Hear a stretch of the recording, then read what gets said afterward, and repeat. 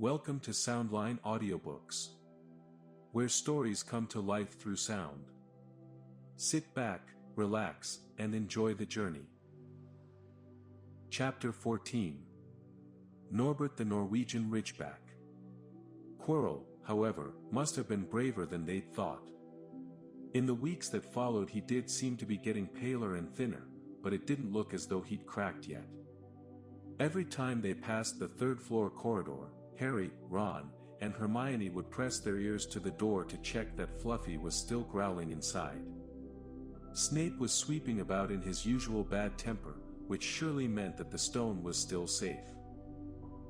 Whenever Harry passed Quirrell these days he gave him an encouraging sort of smile, and Ron had started telling people off for laughing at Quirrell's stutter. Hermione, however, had more on her mind than the Sorcerer's Stone. She had started drawing up study schedules and color-coding all her notes. Harry and Ron wouldn't have minded, but she kept nagging them to do the same. Hermione, the exams are ages away. 10 weeks, Hermione snapped. That's not ages, that's like a second to Nicholas Flamel. But we're not 600 years old, Ron reminded her.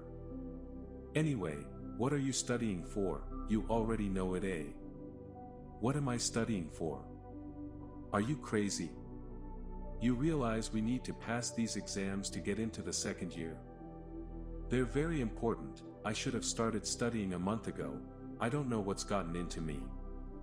Unfortunately, the teachers seem to be thinking along the same lines as Hermione. They piled so much homework on them that the Easter holidays weren't nearly as much fun as the Christmas ones. It was hard to relax with Hermione next to you reciting the 12 uses of dragon's blood or practicing wand movements. Moaning and yawning, Harry and Ron spent most of their free time in the library with her, trying to get through all their extra work. I'll never remember this, Ron burst out one afternoon, throwing down his quill and looking longingly out of the library window. It was the first really fine day they'd had in months. The sky was a clear, forget-me-not blue, and there was a feeling in the air of summer coming. Harry, who was looking up, didn't he, in 1,000 magical herbs and fungi, didn't look up until he heard Ron say, "Hagrid. What are you doing in the library?" Hagrid shuffled into view, hiding something behind his back. He looked very out of place in his moleskin overcoat. "Just lookin'," he said, in a shifty voice that got their interest at once. "And what are you lot up to?" He looked suddenly suspicious. "You're not still lookin' fair Nicholas Flamel, are ye?" "Oh, we found out who he is ages ago," said Ron impressively. "And we know what that dog's guarding, it's a sorcerer's st. Hagrid looked around quickly to see if anyone was listening. "Don, go shoutin' about it, what's the matter with ye?" "There are a few things we wanted to ask you, as a matter of fact," said Harry, "about what's guarding the stone apart from Fluffy." said Hagrid again. "Listen, come and see me later, I'm not promisin' I'll tell ye anythin', mind, but Don, go rabbitin' about it in here, students aren't supposed to know. They'll think I've told ye." "See you later, then," said Harry. Hagrid shuffled off. "What was he hiding behind his back?" said Hermione thoughtfully. "Do you think it had anything to do with the stone?" "I'm going to see what section he was in," said Ron, who'd had enough of working. He came back a minute later with a pile of books in his arms and slammed them down on the table. "Dragons," he whispered. Hagrid was looking up stuff about dragons. "Look at these, dragon species of Great Britain and Ireland, from egg to inferno, a dragon keeper's guide." "Hagrid's always wanted a dragon, he told me so the first time I ever met him," said Harry. "But it's against our laws," said Ron. "Dragon breeding was outlawed by the Warlocks Convention of 1709, everyone knows that. It's hard to stop muggles from noticing us if we're keeping dragons in the back garden, anyway, you can't tame dragons, it's dangerous. You should see the burns Charlie's got off wild ones in Romania. But there aren't wild dragons in Britain, said Harry. Of course there are, said Ron.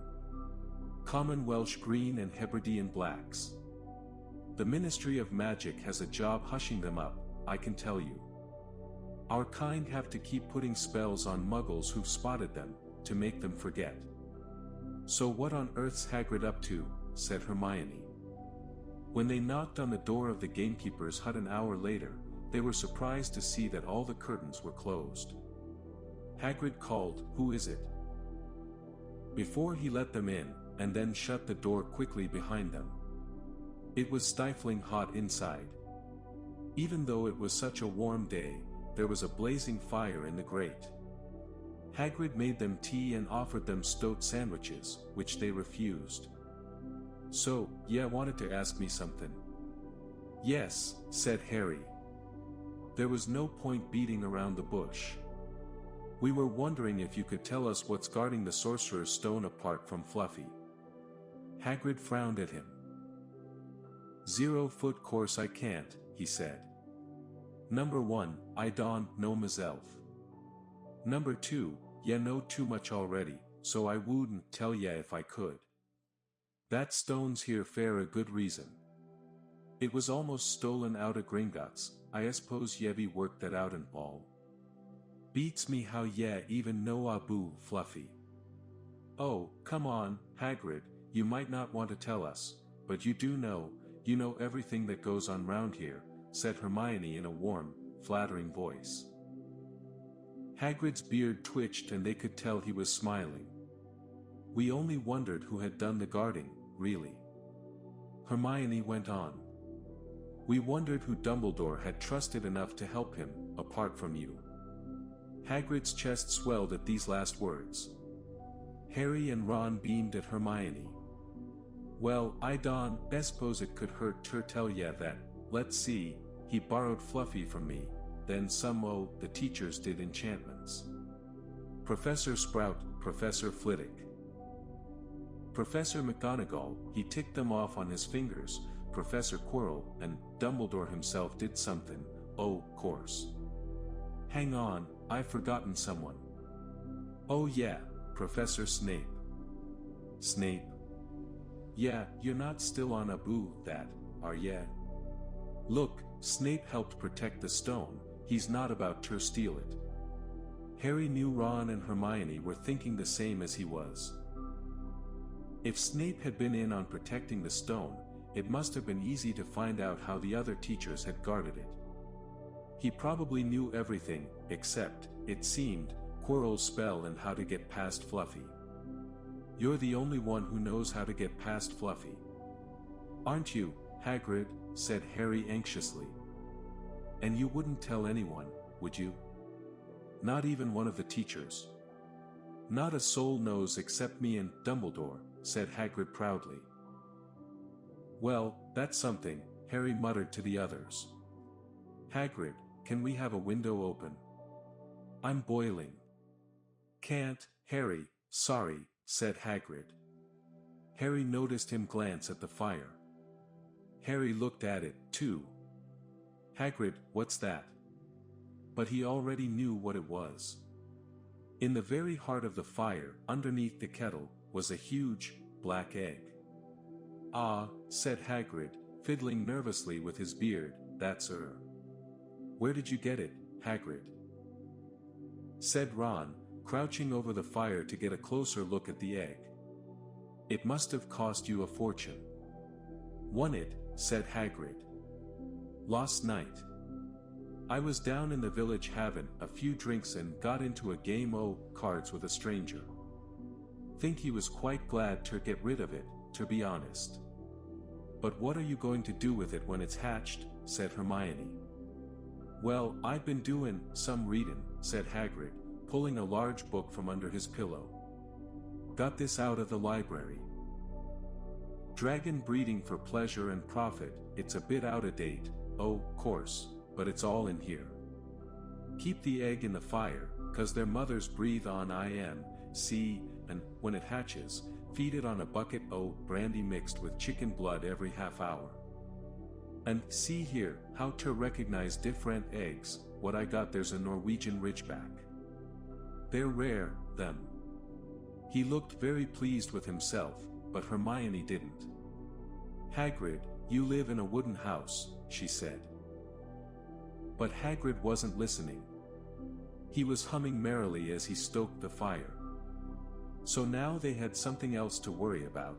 What might happen to Hagrid if anyone found out he was hiding an illegal dragon in his hut? Wonder what it's like to have a peaceful life, Ron sighed, as evening after evening they struggled through all the extra homework they were getting. Hermione had now started making study schedules for Harry and Ron, too. It was driving them nuts.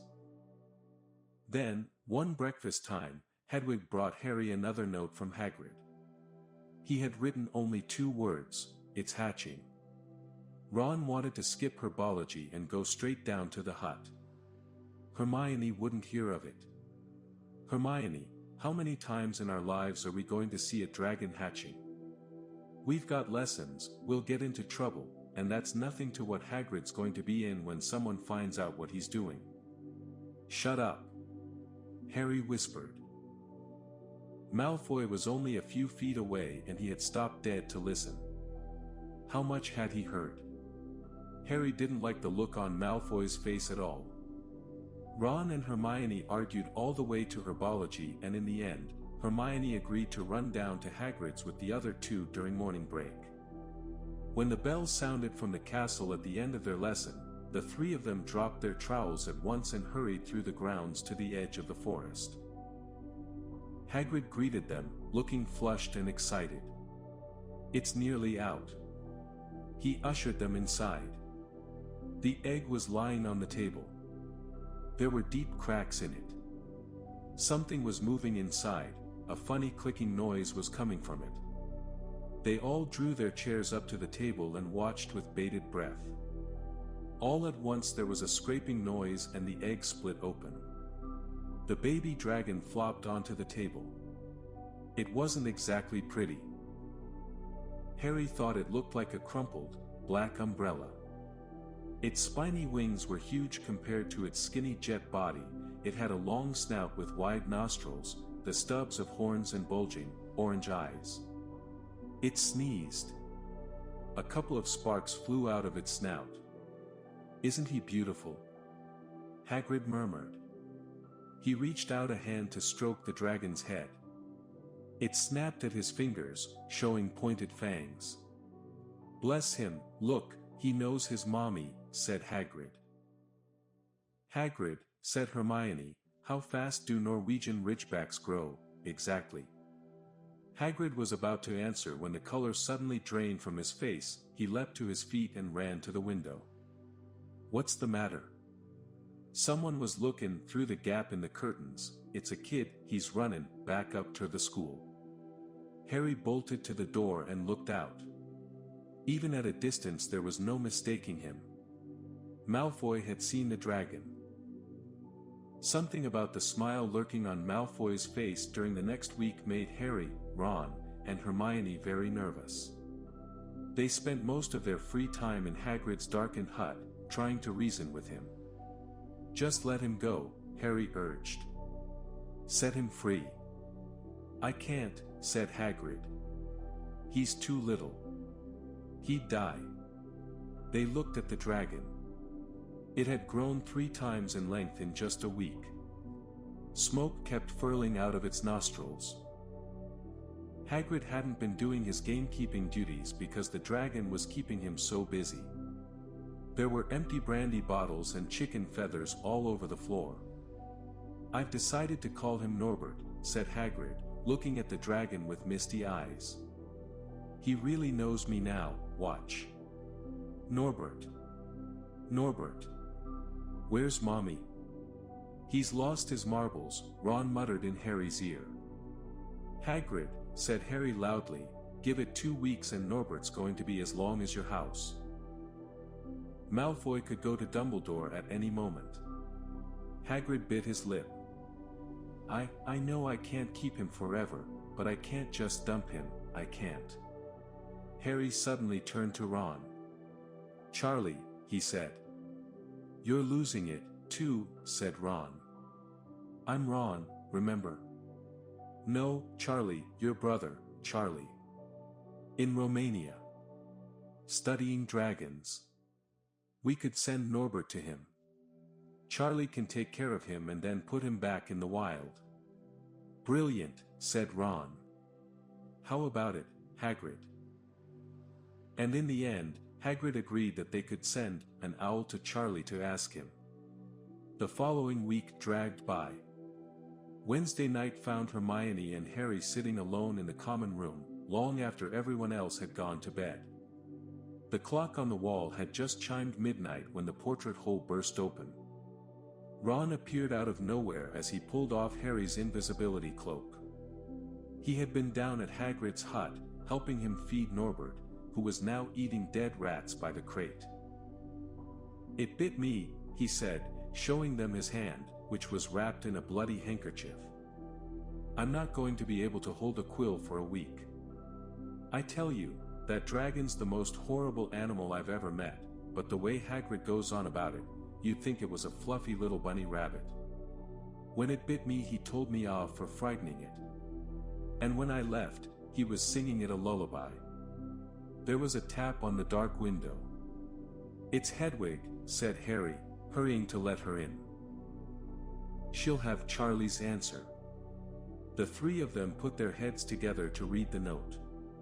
"Dear Ron. How are you?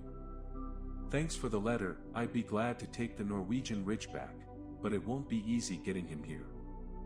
I think the best thing will be to send him over with some friends of mine who are coming to visit me next week. Trouble is, they mustn't be seen carrying an illegal dragon. Could you get the Ridgeback up the tallest tower at midnight on Saturday? They can meet you there and take him away while it's still dark. Send me an answer as soon as possible. Love. Charlie." They looked at one another. "We've got the invisibility cloak," said Harry. "It shouldn't be too difficult. I think the cloak's big enough to cover two of us and Norbert." It was a mark of how bad the last week had been that the other two agreed with him. Anything to get rid of Norbert and Malfoy. There was a hitch. By the next morning, Ron's bitten hand had swollen to twice its usual size. He didn't know whether it was safe to go to Madame Pomfrey, would she recognize a dragon bite? By the afternoon, though, he had no choice. The cut had turned a nasty shade of green. It looked as if Norbert's fangs were poisonous. Harry and Hermione rushed up to the hospital wing at the end of the day to find Ron in a terrible state in bed. "It's not just my hand," he whispered, "although that feels like it's about to fall off. Malfoy told Madame Pomfrey he wanted to borrow one of my books so he could come and have a good laugh at me. He kept threatening to tell her what really bit me. I've told her it was a dog, but I don't think she believes me. I shouldn't have hit him at the Quidditch match, that's why he's doing this." Harry and Hermione tried to calm Ron down. "It'll all be over at midnight on Saturday," said Hermione, but this didn't soothe Ron at all. On the contrary, he sat bolt upright and broke into a sweat. "Midnight on Saturday," he said in a hoarse voice. Oh no, I've just remembered, Charlie's letter was in that book Malfoy took. He's going to know we're getting rid of Norbert." Harry and Hermione didn't get a chance to answer. Madame Pomfrey came over at that moment and made them leave, saying Ron needed sleep. "It's too late to change the plan now," Harry told Hermione. "We haven't got time to send Charlie another owl, and this could be our only chance to get rid of Norbert. We'll have to risk it. And we have got the invisibility cloak, Malfoy doesn't know about that." They found Fawn, the boarhound, sitting outside with a bandaged tail when they went to tell Hagrid, who opened a window to talk to them. "I won't let you in," he puffed. "Norbert's at a tricky stage, nothin' I can't handle." When they told him about Charlie's letter, his eyes filled with tears, although that might have been because Norbert had just bitten him on the leg. "Arg! It's all right, he only got my boot, just playin', he's only a baby, after all. The baby banged its tail on the wall, making the windows rattle. Harry and Hermione walked back to the castle feeling Saturday couldn't come quickly enough. They would have felt sorry for Hagrid when the time came for him to say goodbye to Norbert if they hadn't been so worried about what they had to do. It was a very dark, cloudy night, and they were a bit late arriving at Hagrid's hut because they'd had to wait for Peeves to get out of their way in the entrance hall, where he'd been playing tennis against the wall. Hagrid had Norbert packed and ready in a large crate. "He's got lots o' rats and some brandy for the journey," said Hagrid in a muffled voice. "And I've packed his teddy bear in case he gets lonely." From inside the crate came ripping noises that sounded to Harry as though the teddy was having his head torn off. "Bye-bye, Norbert," Hagrid sobbed, as Harry and Hermione covered the crate with the invisibility cloak and stepped underneath it themselves. "Mommy will never forget you." How they managed to get the crate back up to the castle, they never knew. Midnight ticked nearer as they heaved Norbert up the marble staircase in the entrance hall and along the dark corridors. Up another staircase, then another. Even one of Harry's shortcuts didn't make the work much easier. Nearly there, Harry panted as they reached the corridor beneath the tallest tower. Then a sudden movement ahead of them made them almost drop the crate. Forgetting that they were already invisible, they shrank into the shadows, staring at the dark outlines of two people grappling with each other 10 feet away. A lamp flared. Professor McGonagall, in a tartan bathrobe and a hairnet, had Malfoy by the ear. "Detention," she shouted. "And 20 points from Slytherin. Wandering around in the middle of the night, how dare you? You don't understand, Professor. Harry Potter's coming, he's got a dragon." "What utter rubbish! How dare you tell such lies? Come on, I shall see Professor Snape about you, Malfoy." The steep spiral staircase up to the top of the tower seemed the easiest thing in the world after that. Not until they'd stepped out into the cold night air did they throw off the cloak, glad to be able to breathe properly again.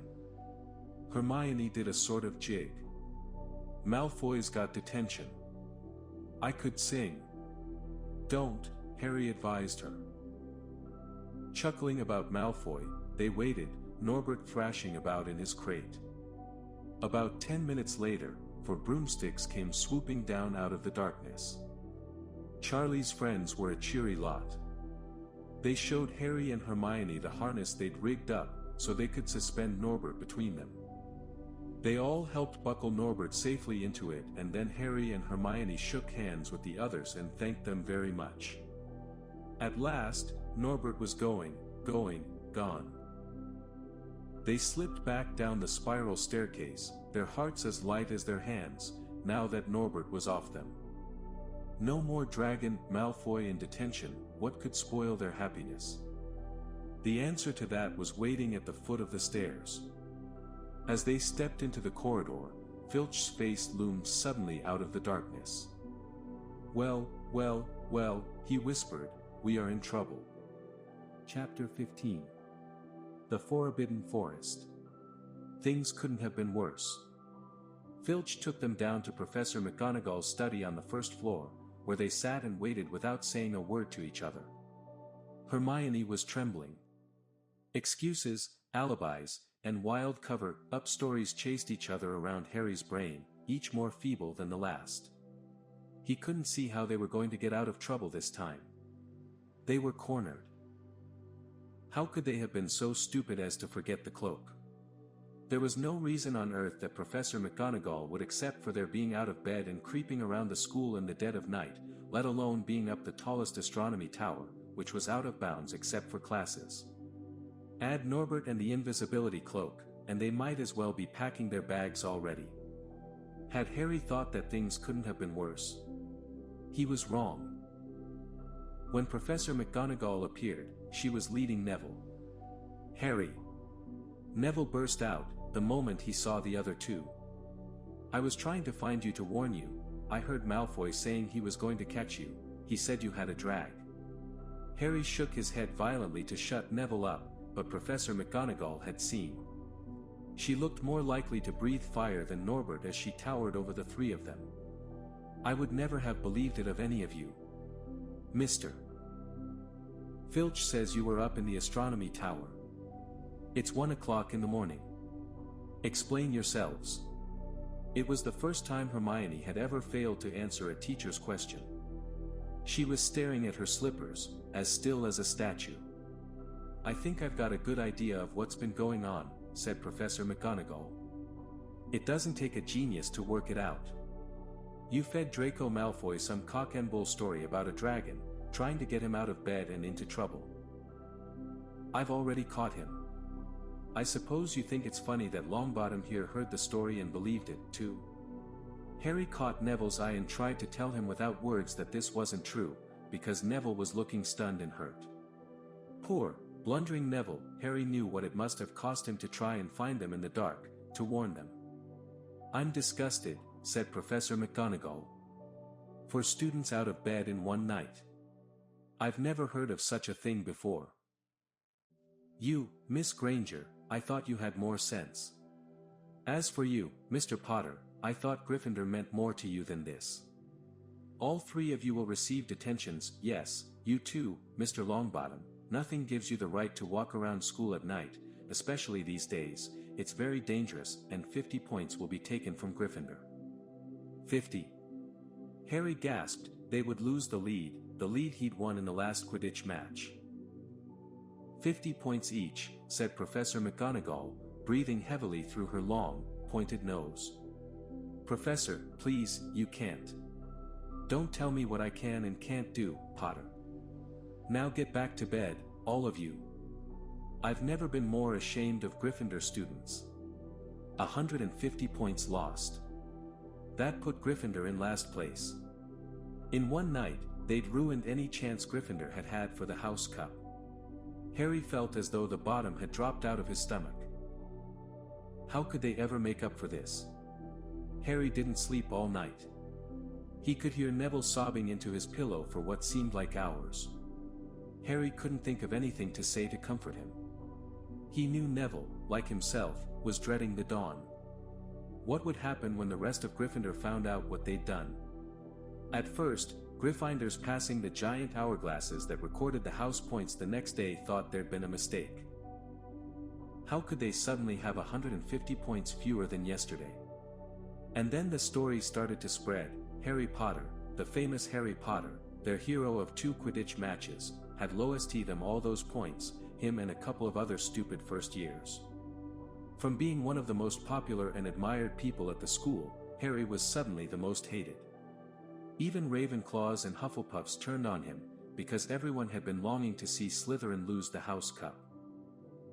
Everywhere Harry went, people pointed and didn't trouble to lower their voices as they insulted him. Slytherins, on the other hand, clapped as he walked past them, whistling and cheering, "Thanks Potter, we owe you one." Only Ron stood by him. They'll all forget this in a few weeks. Fred and George have lost loads of points in all the time they've been here, and people still like them. They've never lost 150 points in one go, though, have they? Said Harry miserably. Well, no, Ron admitted. It was a bit late to repair the damage, but Harry swore to himself not to meddle in things that weren't his business from now on. He'd had it with sneaking around and spying. He felt so ashamed of himself that he went to Wood and offered to resign from the Quidditch team. Resign? Wood thundered. What good'll that do? How are we going to get any points back if we can't win at Quidditch? But even Quidditch had lost its fun. The rest of the team wouldn't speak to Harry during practice, and if they had to speak about him, they called him the Seeker. Hermione and Neville were suffering, too. They didn't have as bad a time as Harry, because they weren't as well known, but nobody would speak to them either. Hermione had stopped drawing attention to herself in class, keeping her head down and working in silence. Harry was almost glad that the exams weren't far away. All the studying he had to do kept his mind off his misery. He, Ron, and Hermione kept to themselves, working late into the night, trying to remember the ingredients in complicated potions, learn charms and spells by heart, memorize the dates of magical discoveries and goblin rebellions. Then, about a week before the exams were due to start, Harry's new resolution not to interfere in anything that didn't concern him was put to an unexpected test. Walking back from the library on his own one afternoon, he heard somebody whimpering from a classroom up ahead. As he drew closer, he heard Quirrell's voice. "No, no, not again, please." It sounded as though someone was threatening him. Harry moved closer. All right, he heard Quirrell sob. Next second, Quirrell came hurrying out of the classroom straightening his turban. He was pale and looked as though he was about to cry. He strode out of sight. Harry didn't think Quirrell had even noticed him. He waited until Quirrell's footsteps had disappeared, then peered into the classroom. It was empty, but a door stood ajar at the other end. Harry was halfway toward it before he remembered what he promised himself about not meddling.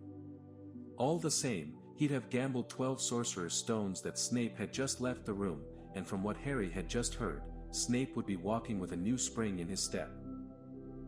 Quirrell seemed to have given in at last. Harry went back to the library, where Hermione was testing Ron on astronomy. Harry told them what he'd heard. "Snape's done it, then," said Ron.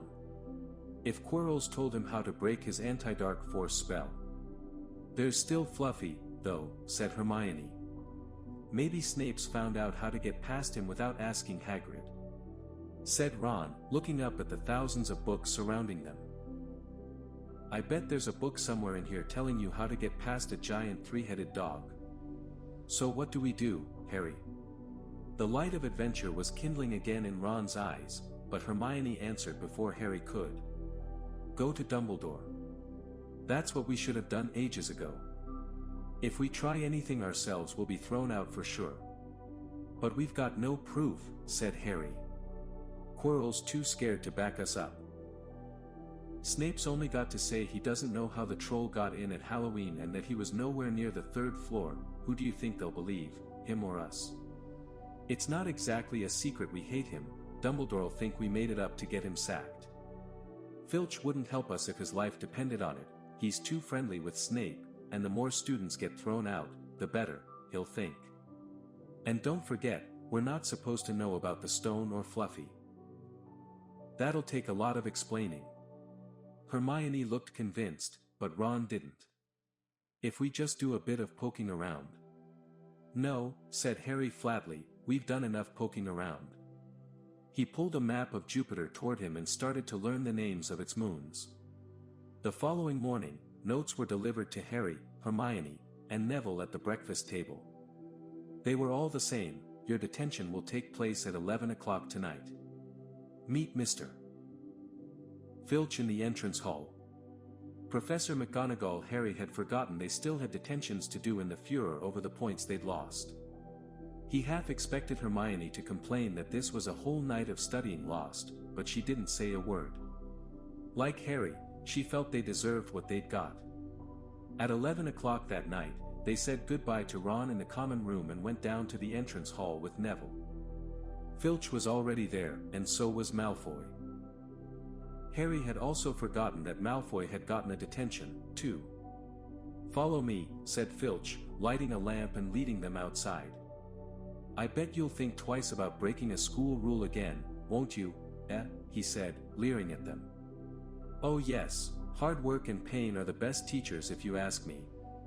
It's just a pity they let the old punishments die out. Hang you by your wrists from the ceiling for a few days. I've got the chains still in my office. Keep them well oiled in case they're ever needed. Right, off we go, and don't think of running off, now, it'll be worse for you if you do." They marched off across the dark grounds. Neville kept sniffing. Harry wondered what their punishment was going to be. It must be something really horrible, or Filch wouldn't be sounding so delighted. The moon was bright, but clouds scudding across it kept throwing them into darkness. Ahead, Harry could see the lighted windows of Hagrid's hut. Then they heard a distant shout. "Is that you, Filch?" Hurry up, I want to get started." Harry's heart rose. If they were going to be working with Hagrid it wouldn't be so bad. His relief must have showed in his face, because Filch said, "I suppose you think you'll be enjoying yourself with that oath. Well, think again, boy. It's into the forest you're going and I'm much mistaken if you'll all come out in one piece." At this, Neville let out a little moan, and Malfoy stopped dead in his tracks. "The forest," he repeated, and he didn't sound quite as cool as usual. "We can't go in there at night, there's all sorts of things in there, werewolves, I heard." Neville clutched the sleeve of Harry's robe and made a choking noise. "That's your problem, isn't it?" said Filch, his voice cracking with glee. "Should have thought of them werewolves before you got in trouble, shouldn't you?" Hagrid came striding toward them out of the dark, Fong at his heel. He was carrying his large crossbow, and a quiver of arrows hung over his shoulder. "Abu, time," he said. "I been waitin' fair half an hour already." "All right, Harry, Hermione. I shouldn't be too friendly to them, Hagrid," said Filch coldly, "they're here to be punished, after all." "That's why you're late, is it?" said Hagrid, frowning at Filch. "Been lecturing them, eh? 'S not your place to do that. You've done your bit, I'll take over from here." "I'll be back at dawn," said Filch, "for what's left of them," he added nastily, and he turned and started back toward the castle, his lamp bobbing away in the darkness. Malfoy now turned to Hagrid. "I'm not going in that forest," he said, and Harry was pleased to hear the note of panic in his voice. "Yeah, or if ye want ter stay at Hogwarts," said Hagrid fiercely. "Ye've done wrong and now ye've got to pay for it. But this is servant stuff, it's not for students to do. I thought we'd be copying lines or something. If my father knew I was doing this, he'd tell you that's how it is at Hogwarts," Hagrid growled. "Copying lines? What good's that to anyone? Ye'll do summit useful or ye'll get out. If ye think your father'd rather you were expelled, then get back off to the castle and pack." "Go on." Malfoy didn't move. He looked at Hagrid furiously, but then dropped his gaze. "Right then," said Hagrid, "now, listen carefully, 'cause it's dangerous what we're gonna do tonight, and I don't want no one taking risks.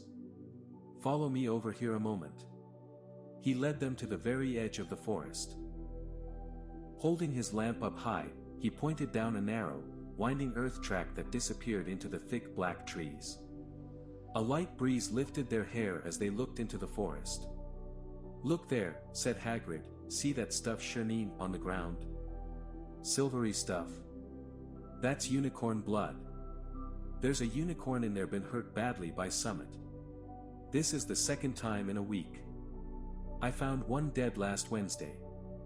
We're gonna try and find the poor thing. We might have to put it out of its misery." "And what if whatever hurt the unicorn finds us first?" said Malfoy, unable to keep the fear out of his voice. "There's nothing that lives in the forest that'll hurt ya if you're with me or Fong," said Hagrid. "And keep to the path. Right now, we're gonna split into two parties and follow the trail in different directions. There's blood all over the place, it must have been staggering around since last night at least." "I want Fong," said Malfoy quickly, looking at Fong's long teeth.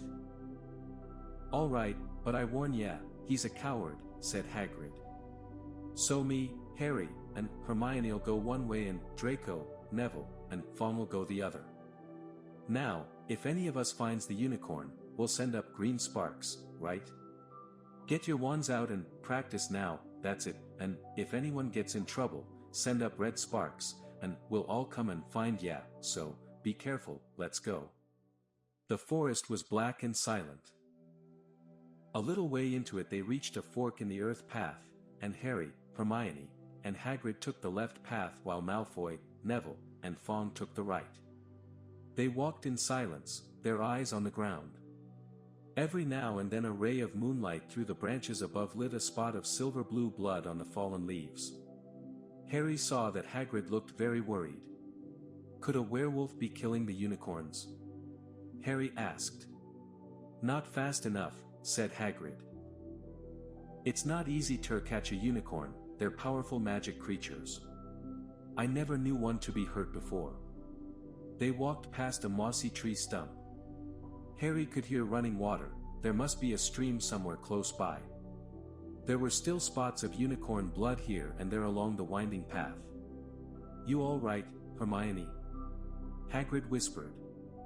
Don't worry, it can't be gone far if it's this badly hurt, and then we'll be able to get behind that tree. Hagrid seized Harry and Hermione and hoisted them off the path behind a towering oak. He pulled out an arrow and fitted it into his crossbow, raising it, ready to fire. The three of them listened. Something was slithering over dead leaves nearby. It sounded like a cloak trailing along the ground. Hagrid was squinting up the dark path, but after a few seconds, the sound faded away. I knew it, he murmured. There's something in here that shouldn't be. A werewolf? Harry suggested. That was, Chapter 15. The Forbidden Forest. Things couldn't have been worse. Filch took them down to Professor McGonagall's study on the first floor, where they sat and waited without saying a word to each other. Hermione was trembling. Excuses, alibis, and wild cover-up stories chased each other around Harry's brain, each more feeble than the last. He couldn't see how they were going to get out of trouble this time. They were cornered. How could they have been so stupid as to forget the cloak? There was no reason on earth that Professor McGonagall would accept for their being out of bed and creeping around the school in the dead of night, let alone being up the tallest astronomy tower, which was out of bounds except for classes. Add Norbert and the invisibility cloak, and they might as well be packing their bags already. Had Harry thought that things couldn't have been worse? He was wrong. When Professor McGonagall appeared, she was leading Neville. Harry! Neville burst out, the moment he saw the other two. I was trying to find you to warn you. I heard Malfoy saying he was going to catch you. He said you had a drag. Harry shook his head violently to shut Neville up, but Professor McGonagall had seen. She looked more likely to breathe fire than Norbert as she towered over the three of them. I would never have believed it of any of you. Mr. Filch says you were up in the astronomy tower. It's 1 o'clock in the morning. Explain yourselves. It was the first time Hermione had ever failed to answer a teacher's question. She was staring at her slippers, as still as a statue. I think I've got a good idea of what's been going on, said Professor McGonagall. It doesn't take a genius to work it out. You fed Draco Malfoy some cock-and-bull story about a dragon, trying to get him out of bed and into trouble. I've already caught him. I suppose you think it's funny that Longbottom here heard the story and believed it, too. Harry caught Neville's eye and tried to tell him without words that this wasn't true, because Neville was looking stunned and hurt. Poor, blundering Neville, Harry knew what it must have cost him to try and find them in the dark, to warn them. I'm disgusted, said Professor McGonagall. For students out of bed in one night. I've never heard of such a thing before. You, Miss Granger, I thought you had more sense. As for you, Mr. Potter, I thought Gryffindor meant more to you than this. All three of you will receive detentions, yes, you too, Mr. Longbottom. Nothing gives you the right to walk around school at night, especially these days. It's very dangerous, and 50 points will be taken from Gryffindor. 50. Harry gasped. They would lose the lead he'd won in the last Quidditch match. 50 points each, said Professor McGonagall, breathing heavily through her long, pointed nose. Professor, please, you can't. Don't tell me what I can and can't do, Potter. Now get back to bed, all of you. I've never been more ashamed of Gryffindor students. 150 points lost. That put Gryffindor in last place. In one night, they'd ruined any chance Gryffindor had had for the House Cup. Harry felt as though the bottom had dropped out of his stomach. How could they ever make up for this? Harry didn't sleep all night. He could hear Neville sobbing into his pillow for what seemed like hours. Harry couldn't think of anything to say to comfort him. He knew Neville, like himself, was dreading the dawn. What would happen when the rest of Gryffindor found out what they'd done? At first, Gryffindors passing the giant hourglasses that recorded the house points the next day thought there'd been a mistake. How could they suddenly have 150 points fewer than yesterday?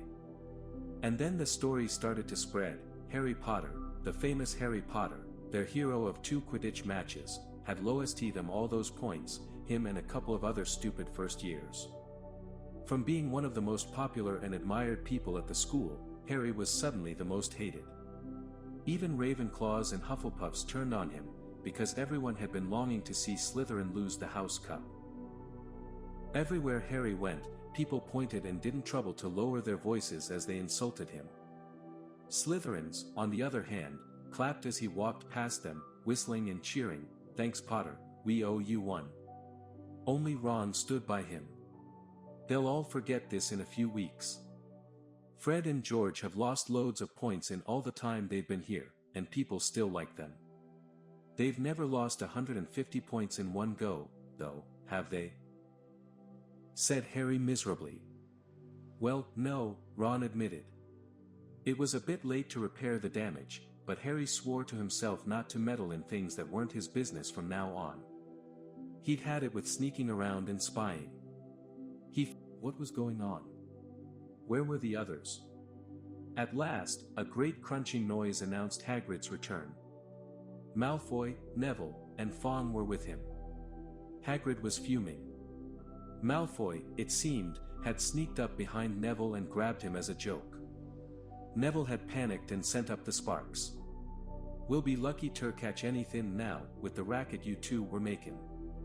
"Right, we're changing groups, Neville, you stay with me and Hermione, Harry, you go with Fawkes and this idiot." "I'm sorry," Hagrid added in a whisper to Harry, "but he'll have a harder time frightening you, and we've got to get this done." So Harry set off into the heart of the forest with Malfoy and Fawkes. They walked for nearly half an hour, deeper and deeper into the forest, until the path became almost impossible to follow because the trees were so thick. Harry thought the blood seemed to be getting thicker. There were splashes on the roots of a tree, as though the poor creature had been thrashing around in pain close by. Harry could see a clearing ahead, through the tangled branches of an ancient oak. "Look," he murmured, holding out his arm to stop Malfoy.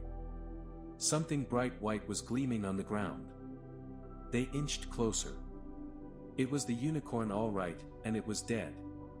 Harry had never seen anything so beautiful and sad. Its long, slender legs were stuck out at odd angles where it had fallen, and its mane was spread pearly white on the dark leaves. Harry had taken one step toward it when a slithering sound made him freeze where he stood.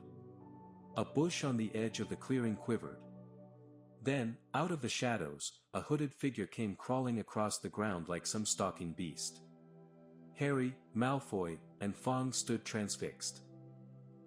The cloaked figure reached the unicorn, lowered its head over the wound in the animal's side, and began to drink its blood. AoE work. Malfoy let out a terrible scream and bolted, so did Fawkes. The hooded figure raised its head and looked right at Harry. Unicorn blood was dribbling down its front. It got to its feet and came swiftly toward Harry. He couldn't move for fear. Then a pain like he'd never felt before pierced his head. It was as though his scar were on fire. Half blinded, he staggered backward. He heard hooves behind him, galloping, and something jumped clean over Harry, charging at the figure. The pain in Harry's head was so bad he fell to his knees. It took a minute or two to pass. When he looked up, the figure had gone. A centaur was standing over him, not Ronan or Bane. This one looked younger. He had white blonde hair and a palomino body. "Are you all right?" said the centaur, pulling Harry to his feet. "Yes, thank you." "What was that?" The centaur didn't answer. He had astonishingly blue eyes, like pale sapphires. He looked carefully at Harry, his eyes lingering on the scar that stood out, livid, on Harry's forehead. "You are the Potter boy," he said. "You had better get back to Hagrid. The forest is not safe at this time, especially for you. Can you ride? It will be quicker this way." "My name is Firenze," he added, as he lowered himself onto his front legs so that Harry could clamber onto his back. There was suddenly a sound of more galloping from the other side of the clearing. Ronan and Bane came bursting through the trees, their flanks heaving and sweaty. "Firenze!" Bane thundered. "What are you doing? You have a human on your back. Have you no shame? Are you a common mule?" "Do you realize who this is?" said Firenze. "This is the Potter boy. The quicker he leaves this forest, the better." "What have you been telling him?" growled Bane. "Remember, Firenze, we are sworn not to set ourselves against the heavens. Have we not read what is to come in the movements of the planets?" Ronan pawed the ground nervously. "I'm sure Firenze thought he was acting for the best," he said in his gloomy voice. Bane kicked his back legs in anger. "For the best? What is that to do with us? Centaurs are concerned with what has been foretold. It is not our business to run around like donkeys after stray humans in our forest." Firenze suddenly reared onto his hind legs in anger, so that Harry had to grab his shoulders to stay on. "Do you not see that unicorn?" Firenze bellowed at Bane. "Do you not understand why it was killed? Or have the planets not let you in on that secret?" "I set myself against what is lurking in this forest, Bane, yes, with humans alongside me if I must." And Firenze whisked around, with Harry clutching on as best he could. They plunged off into the trees, leaving Ronan and Bane behind them. Harry didn't have a clue what was going on. "Why's Bane so angry?" he asked. "What was that thing you saved me from, anyway?" Firenze slowed to a walk, warned Harry to keep his head bowed in case of low-hanging branches, but did not answer Harry's question. They made their way through the trees in silence for so long that Harry thought Firenze didn't want to talk to him anymore. They were passing through a particularly dense patch of trees, however, when Firenze suddenly stopped. "Harry Potter, do you know what unicorn blood is used for?" "No," said Harry, startled by the odd question. "We've only used the horn and tail hair in potions." "That is because it is a monstrous thing, to slay a unicorn," said Firenze. "Only one who has nothing to lose, and everything to gain, would commit such a crime. The blood of a unicorn will keep you alive, even if you are an inch from death, but at a terrible price. You have slain something pure and defenseless to save yourself, and you will have but a half-life, a cursed life, from the moment the blood touches your lips." Harry stared at the back of Firenze's head, which was dappled silver in the moonlight. But who'd be that desperate, he wondered aloud. "If you're going to be cursed forever, death's better, isn't it?" "It is," Firenze agreed, "unless all you need is to stay alive long enough to drink something else, something that will bring you back to full strength and power, something that will mean you can never die. Mr. Potter, do you know what is hidden in the school at this very moment?" "The Sorcerer's Stone. Of course, the elixir of life. But I don't understand who. Can you think of nobody who has waited many years to return to power, who has clung to life, awaiting their chance?" It was as though an iron fist had clenched suddenly around Harry's heart. Over the rustling of the trees, he seemed to hear once more what Hagrid had told him on the night they had met. "Some say he died. Codswallop, in my opinion. Dunno if he had enough human left in him to die."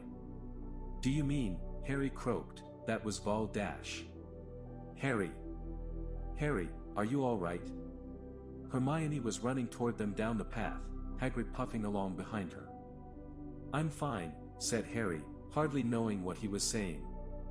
"The unicorn's dead, Hagrid, it's in that clearing back there."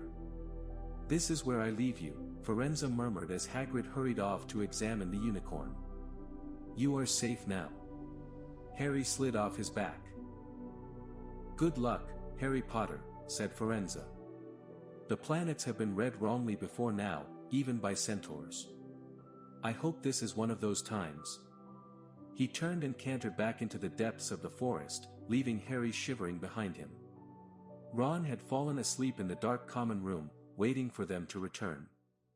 He shouted something about Quidditch fouls when Harry roughly shook him awake. In a matter of seconds, though, He was wide-eyed as Harry began to tell him and Hermione what had happened in the forest. Harry couldn't sit down. He paced up and down in front of the fire. He was still shaking.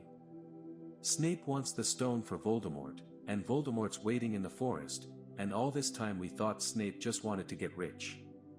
Stop saying the name, said Ron in a terrified whisper, as if he thought Voldemort could hear them. Harry wasn't listening. Firenze saved me, but he shouldn't have done so. Bane was furious. He was talking about interfering with what the planets say is going to happen.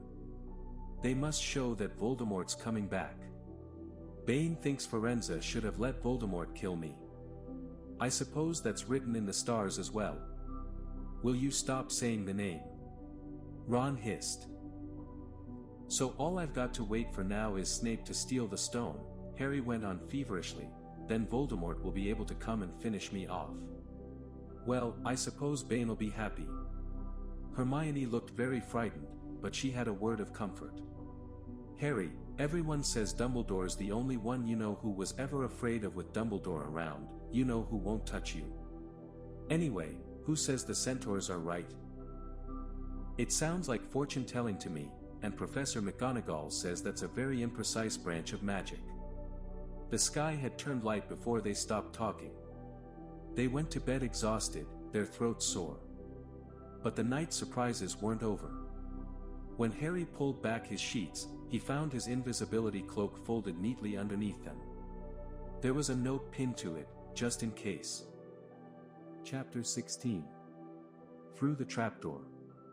In years to come, Harry would never quite remember how he had managed to get through his exams when he half expected Voldemort to come bursting through the door at any moment. Yet the days crept by, and there could be no doubt that Fluffy was still alive and well behind the locked door. It was sweltering hot, especially in the large classroom where they did their written papers. They had been given special, new quills for the exams, which had been bewitched with an anti-cheating spell. They had practical exams as well. Professor Flitwick called them one by one into his class to see if they could make a pineapple tap dance across a desk. Professor McGonagall watched them turn a mouse into a snuff box. Points were given for how pretty the snuff box was, but taken away if it had whiskers.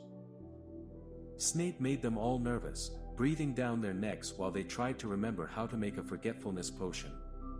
Harry did the best he could, trying to ignore the stabbing pains in his forehead, which had been bothering him ever since his trip into the forest.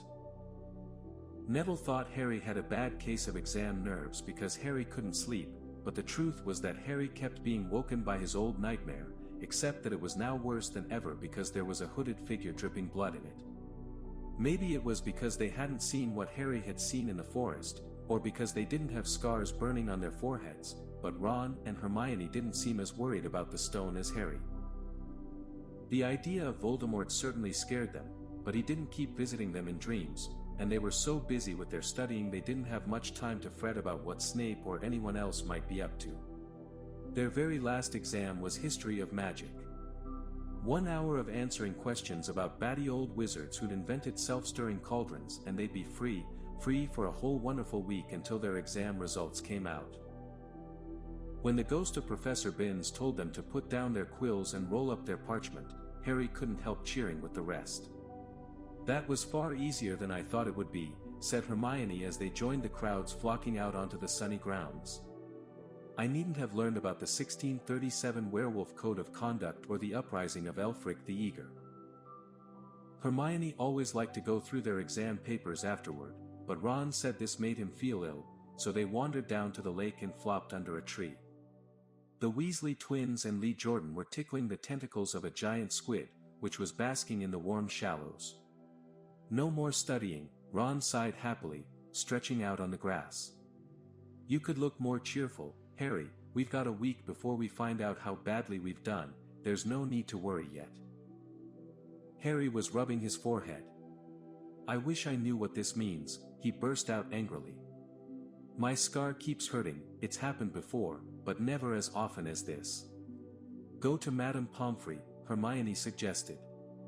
I'm not ill, said Harry. I think it's a warning, it means danger's coming. Ron couldn't get worked up, it was too hot.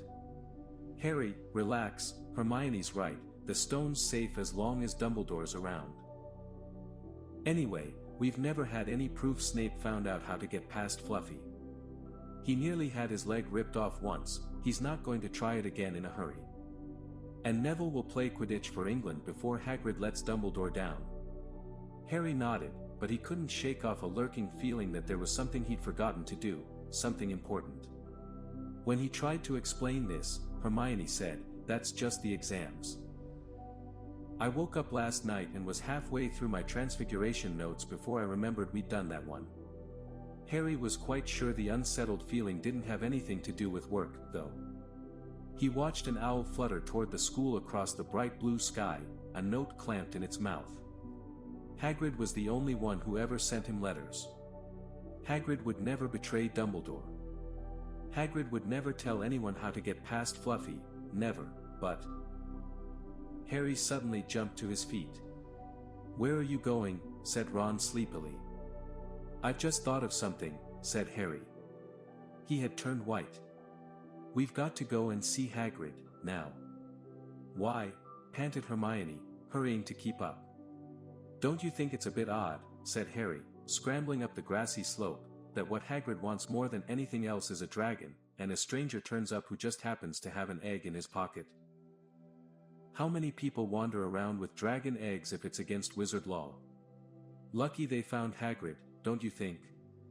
Why didn't I see it before?"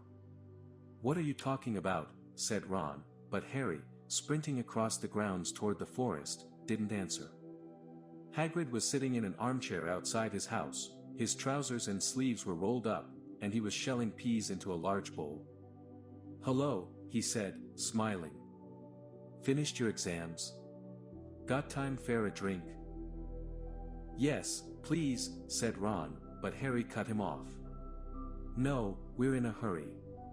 Hagrid, I've got to ask you something. You know that night you won Norbert?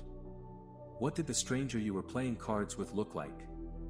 "Dunno," said Hagrid casually, he wouldn't take his cloak off. He saw the three of them look stunned and raised his eyebrows. "It's not that unusual, yeah, I get a lot funny folk in the Hog's Head, that's the pub down in the village. Might have been a dragon dealer, mightn't he? I never saw his face, he kept his hood up." Harry sank down next to the bowl of peas. "What did you talk to him about, Hagrid? Did you mention Hogwarts at all?" "Might have come up," said Hagrid, frowning as he tried to remember. "Yeah, he asked what I did, and I told him I was gamekeeper here. He asked a bit about the sort of creatures I took after, so I told him, and I said what I'd always really wanted was a dragon, and then... I can remember too well, 'cause he kept buying me drinks.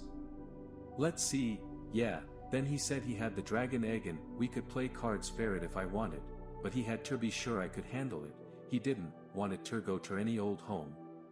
So I told him, after Fluffy, a dragon would be easy." "And did he seem interested in Fluffy?" Harry asked, try ing to keep his voice calm. "Well, yeah, how many three-headed dogs do meet, even around Hogwarts?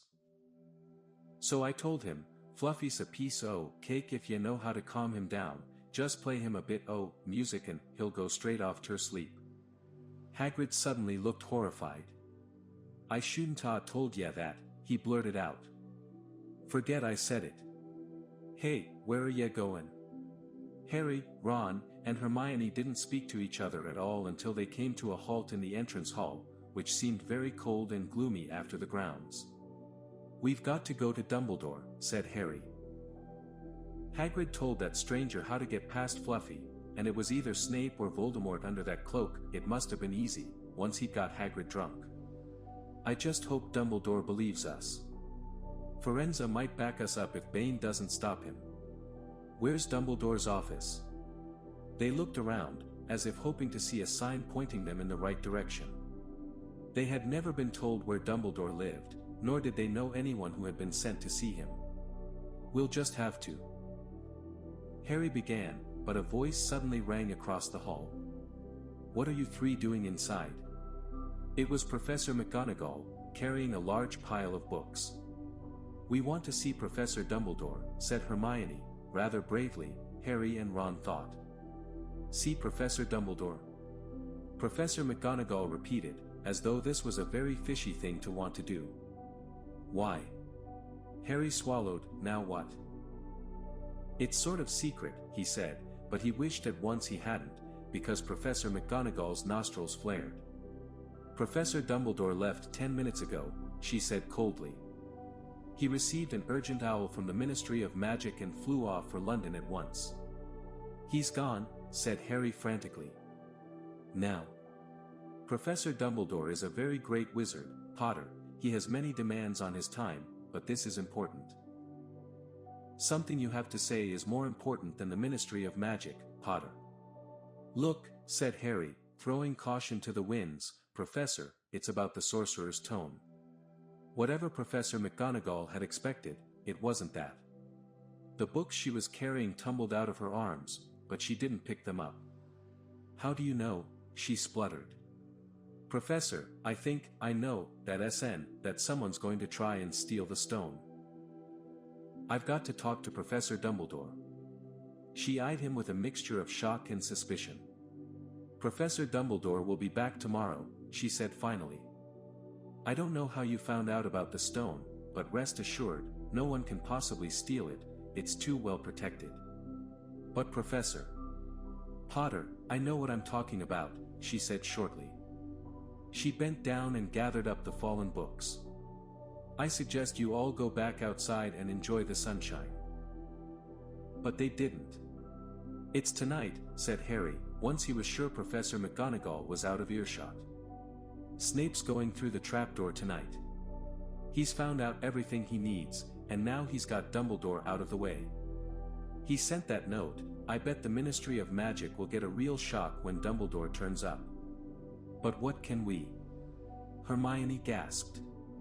Harry and Ron wheeled round. Snape was standing there. "Good afternoon," he said smoothly. They stared at him. "You shouldn't be inside on a day like this," he said, with an odd, twisted smile. Harry began, without any idea what he was going to say. "You want to be more careful," said Snape. "Hanging around like this, people will think you're up to something. And Gryffindor really can't afford to lose any more points, can it?" Harry flushed. They turned to go outside, but Snape called them back. "Be warned, Potter. Any more nighttime wanderings and I will personally make sure you are expelled. Good day to you." He strode off in the direction of the staff room. Out on the stone steps, Harry turned to the others. "Right, here's what we've got to do," he whispered urgently. "One of us has got to keep an eye on Snape, wait outside the staff room and follow him if he leaves it. Hermione, you'd better do that." "Why me?" "It's obvious," said Ron. "You can pretend to be waiting for Professor Flitwick, you know." He put on a high voice, "Oh Professor Flitwick, I'm so worried, I think I got question 14B wrong." "Oh, shut up," said Hermione, but she agreed to go and watch out for Snape. "And we'd better stay outside the third-floor corridor," Harry told Ron. "Come on." But that part of the plan didn't work. No sooner had they reached the door separating Fluffy from the rest of the school than Professor McGonagall turned up again, and this time, she lost her temper. "I suppose you think you're harder to get past than a pack of enchantments," she stormed. "Enough of this nonsense. If I hear you come anywhere near here again, I'll take another 50 points from Gryffindor. Yes, Weasley, from my own house." Harry and Ron went back to the common room. Harry had just said, "At least Hermione's on Snape's tail," when the portrait of the fat lady swung open and Hermione came in. "I'm sorry, Harry," she wailed. "Snape came out and asked me what I was doing, so I said I was waiting for Flitwick, and Snape went to get him, and I've only just got away. I don't know where Snape went." "Well, that's it then, isn't it?" Harry said. The other two stared at him. He was pale and his eyes were glittering. "I'm going out of here tonight and I'm going to try and get to the stone first." "You're mad," said Ron. "You can't," said Hermione. After what McGonagall and Snape have said, you'll be expelled. So what? Harry shouted. Don't you understand? If Snape gets hold of the stone, Voldemort's coming back. Haven't you heard what it was like when he was trying to take over?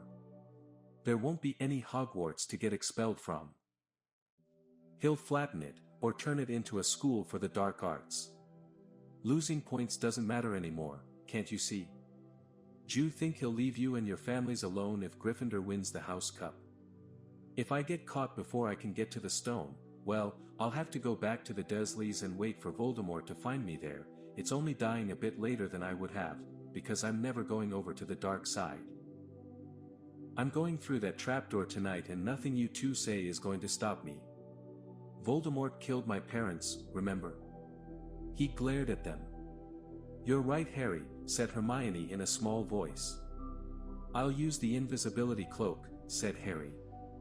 It's just lucky I got it back. But will it cover all three of us, said Ron. All three of us? Oh, come off it, you don't think we'd let you go alone? Of course not, said Hermione briskly. How do you think you'd get to the stone without us? I'd better go and look through my books, there might be something useful. But if we get caught, you two will be expelled, too. Not if I can help it, said Hermione grimly. Flitwick told me in secret that I got 112% on his exam. They're not throwing me out after that.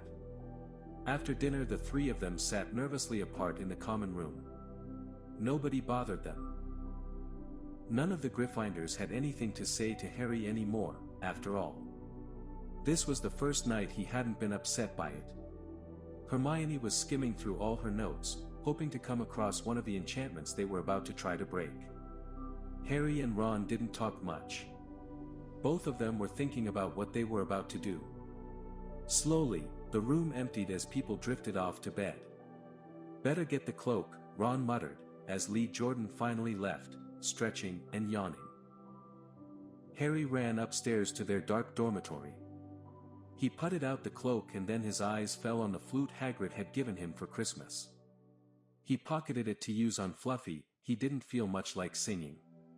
He ran back down to the common room. We'd better put the cloak on here, and make sure it covers all three of us, if Filch spots one of our feet wandering along on its own. What are you doing? Said a voice from the corner of the room.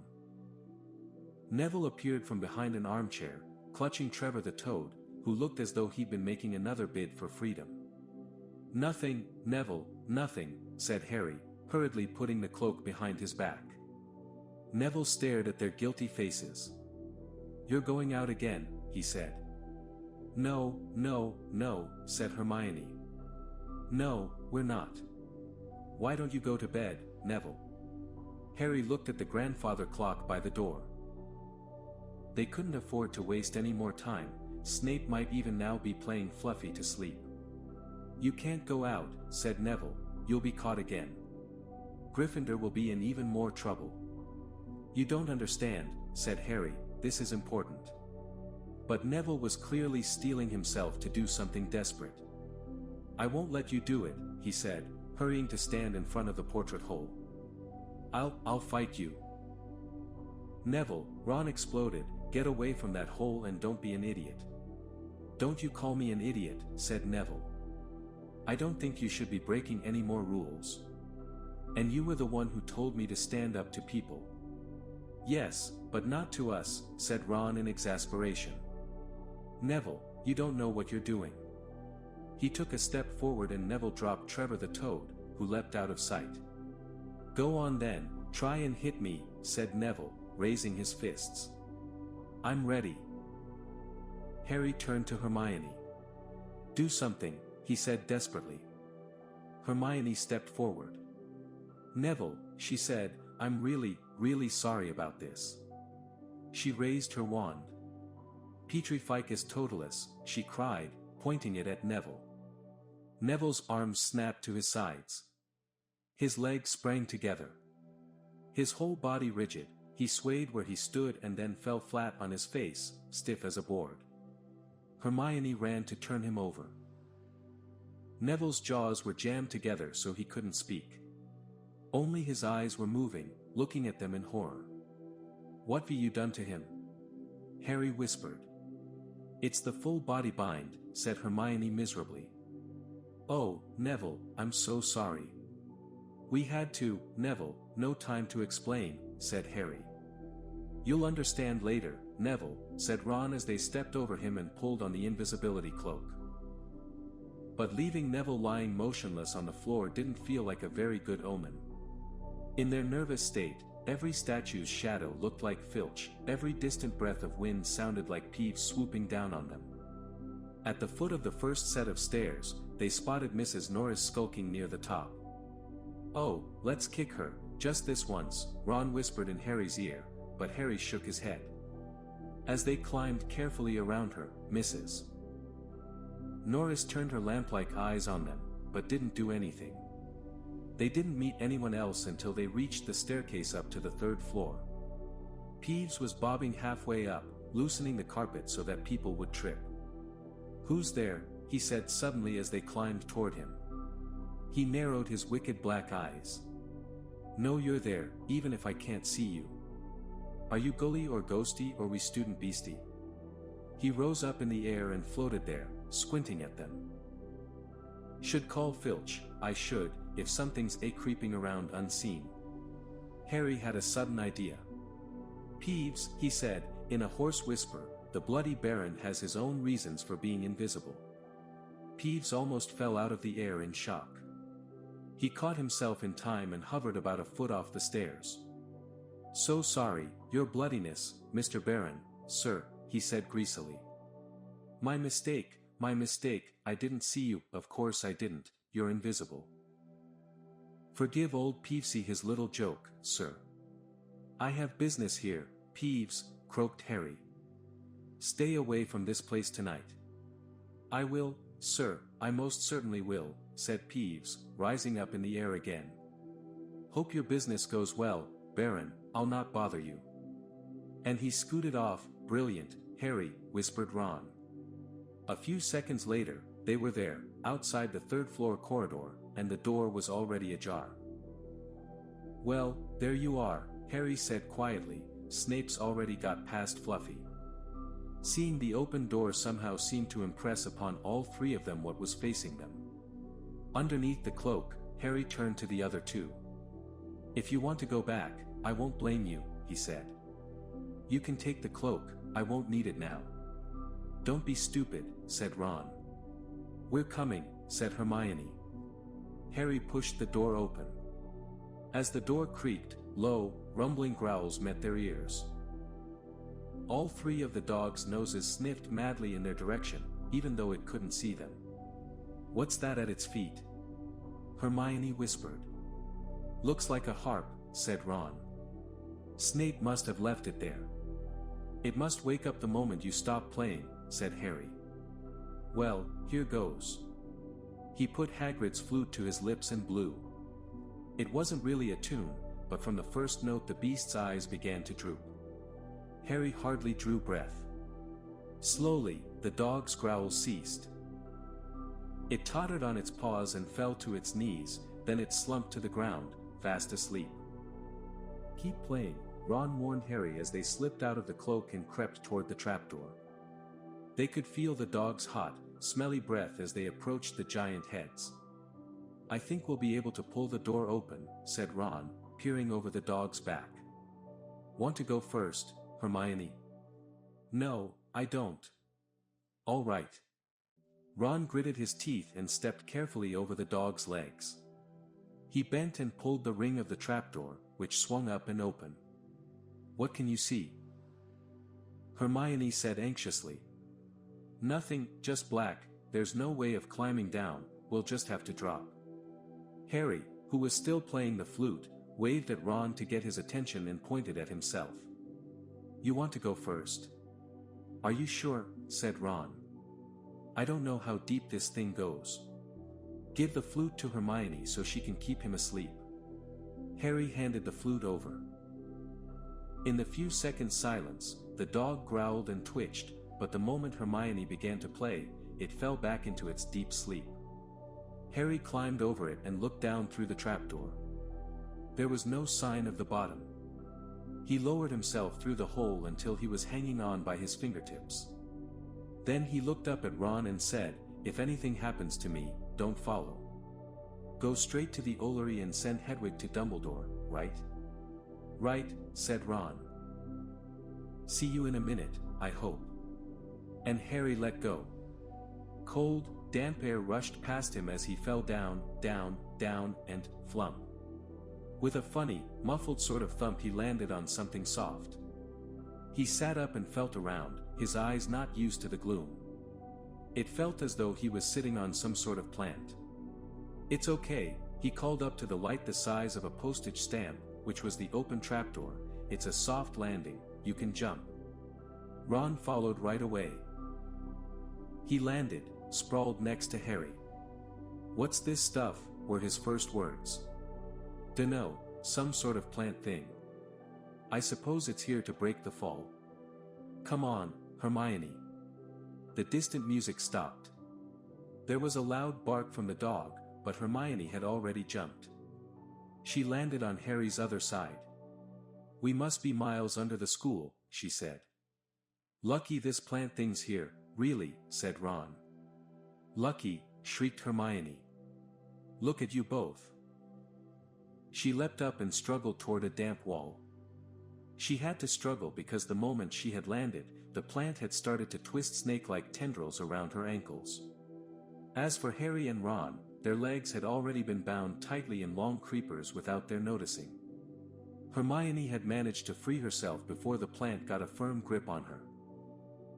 Now she watched in horror as the two boys fought to pull the plant off them, but the more they strained against it, the tighter and faster the plant wound around them. "Stop moving," Hermione ordered them. "I know what this is, it's Devil's Snare." "Oh, I'm so glad we know what it's called, that's a great help," snarled Ron, leaning back, trying to stop the plant from curling around his neck. "Shut up, I'm trying to remember how to kill it," said Hermione. "Well, hurry up, I can't breathe." Harry gasped, wrestling with it as it curled around his chest. Devil's Snare, what did Professor Sprout say?" "It likes the dark and the damp, so light a fire." Harry choked. "Yes, of course, but there's no wood," Hermione cried, wringing her hands. "Have you gone mad?" Ron bellowed. "Are you a witch or not?" "Oh, right," said Hermione, and she whipped out her wand, waved it, muttered something, and sent a jet of the same bluebell flame she had used on Snape at the plant. In a matter of seconds, the two boys felt it loosening its grip as it cringed away from the light and warmth. Wriggling and flailing, it unraveled itself from their bodies, and they were able to pull free. "Lucky you pay attention in herbology, Hermione," said Harry as he joined her by the wall, wiping sweat off his face. "Yeah," said Ron, "and lucky Harry doesn't lose his head in a crisis, there's no wood, honestly." "This way," said Harry, pointing down a stone passageway, which was the only way forward. All they could hear apart from their footsteps was the gentle drip of water trickling down the walls. The passageway sloped downward, and Harry was reminded of Gringotts. With an unpleasant jolt of the heart, he remembered the dragon said to be guarding vaults in the wizard's bank. If they met a dragon, a fully grown dragon, Norbert had been bad enough. "Can you hear something?" Ron whispered. Harry listened. A soft rustling and clinking seemed to be coming from up ahead. "Do you think it's a ghost?" "I don't know, sounds like wings to me." "There's light ahead, I can see something moving."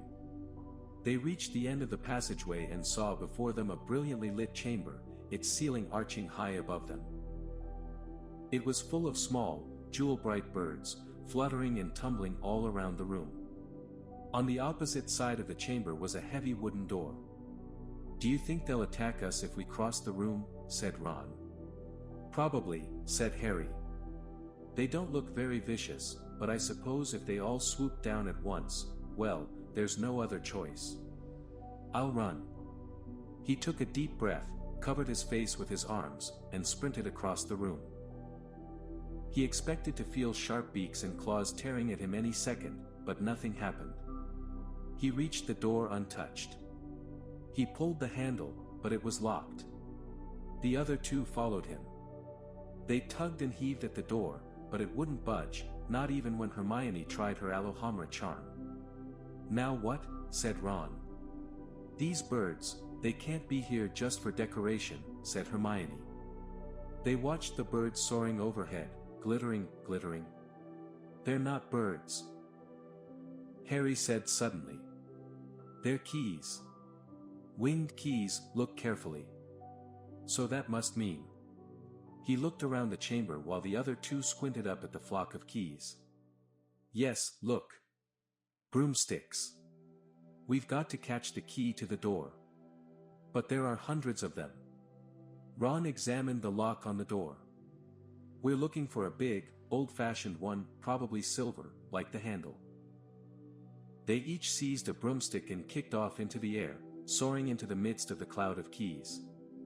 They grabbed and snatched, but the bewitched keys darted and dived so quickly it was almost impossible to catch one.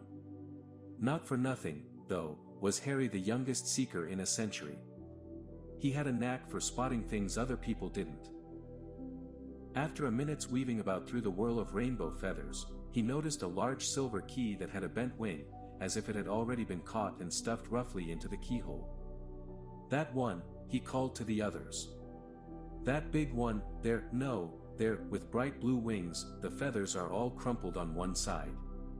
Ron went speeding in the direction that Harry was pointing, crashed into the ceiling, and nearly fell off his broom. "We've got to close in on it," Harry called, not taking his eyes off the key with the damaged wing. "Ron, you come at it from above, Hermione. Stay below and stop it from going down and I'll try and catch it." "Right, now." Ron dived, Hermione rocketed upward, the key dodged them both, and Harry streaked after it. It sped toward the wall. Harry leaned forward and with a nasty, crunching noise, pinned it against the stone with one hand. Ron and Hermione's cheers echoed around the high chamber. They landed quickly, and Harry ran to the door, the key struggling in his hand. He rammed it into the lock and turned. It worked. The moment the lock had clicked open, the key took flight again, looking very battered now that it had been caught twice. "Ready?" Harry asked the other two, his hand on the door handle. They nodded. He pulled the door open. The next chamber was so dark they couldn't see anything at all. But as they stepped into it, light suddenly flooded the room to reveal an astonishing sight. They were standing on the edge of a huge chessboard, behind the black chessmen, which were all taller than they were and carved from what looked like black stone. Facing them, way across the chamber, were the white pieces.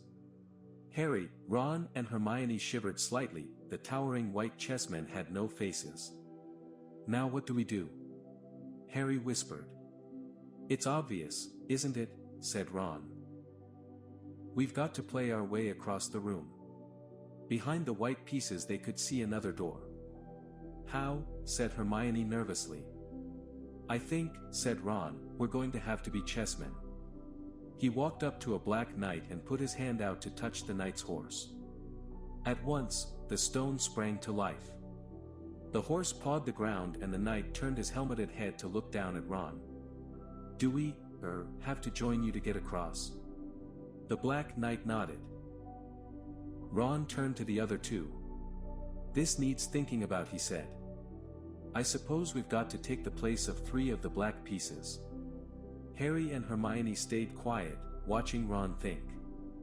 Finally he said, "Now, don't be offended or anything, but neither of you are that good at chess." "We're not offended," said Harry quickly. "Just tell us what to do." "Well, Harry, you take the place of that bishop, and Hermione, you 90 next to him instead of that castle." "What about you?" "I'm going to be a knight," said Ron. The chessmen seemed to have been listening, because at these words a knight, a bishop, and a castle turned their backs on the white pieces and walked off the board, leaving 3 empty squares that Harry, Ron, and Hermione took. "White always plays first in chess," said Ron, peering across the board. "Yes, look." A white pawn had moved forward 2 squares. Ron started to direct the black pieces. They moved silently wherever he sent them.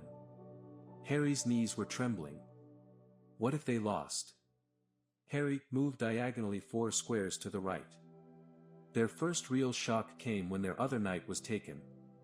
The White Queen smashed him to the floor and dragged him off the board, where he lay quite still, face down. Had to let that happen, said Ron, looking shaken. Leaves you free to take that bishop, Hermione, go on. Every time one of their men was lost, the white pieces showed no mercy.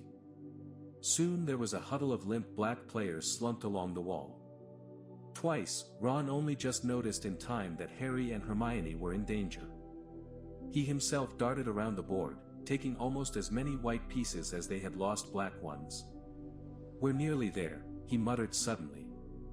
Let me think, let me think. The White Queen turned her blank face toward him.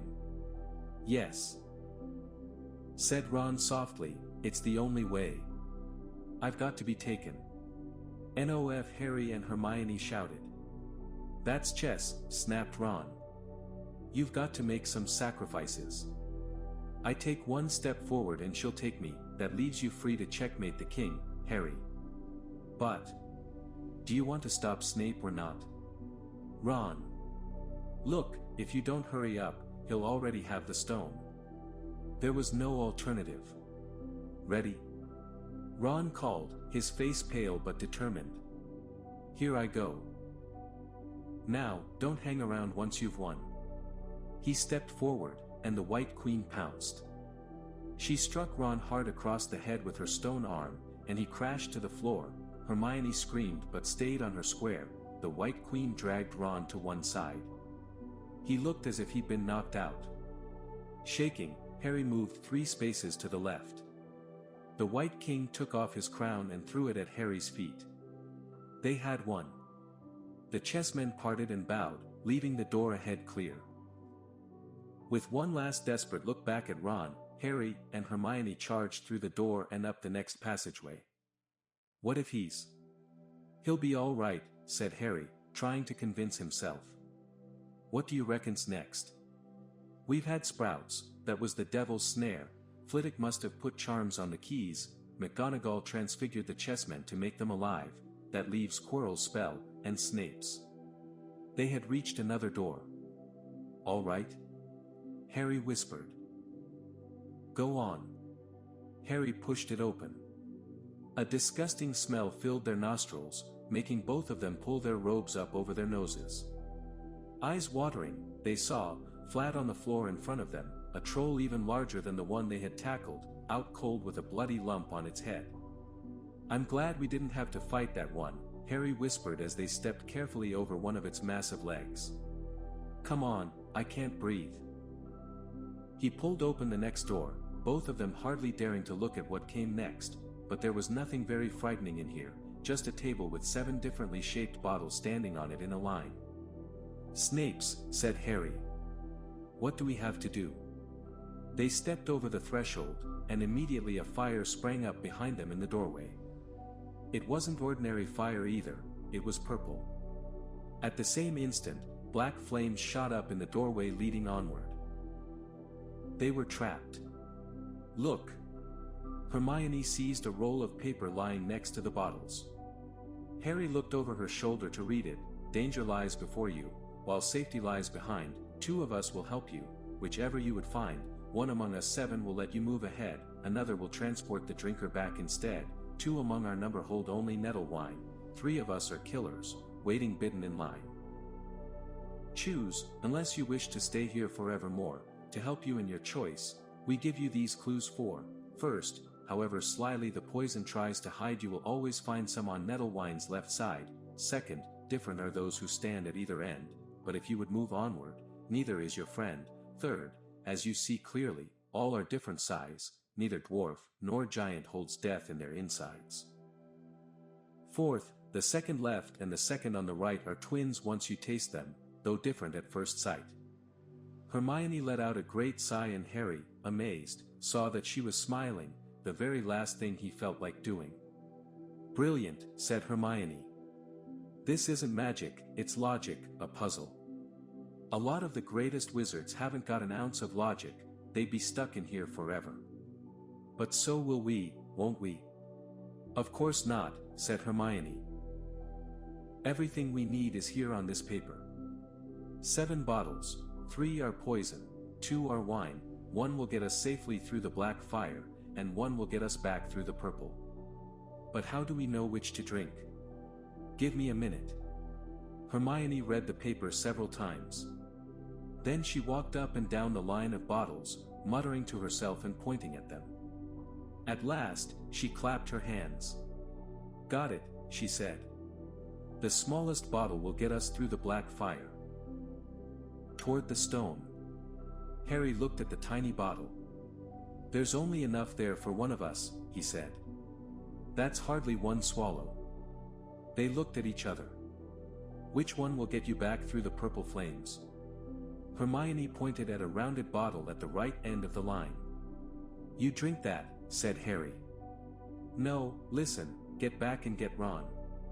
Grab brooms from the flying key room, they'll get you out of the trapdoor and past Fluffy. Go straight to the Ollery and send Hedwig to Dumbledore, we need him. I might be able to hold Snape off for a while, but I'm no match for him, really. But Harry, what if you know who's with him? Well, I was lucky once, wasn't I, said Harry, pointing at his scar.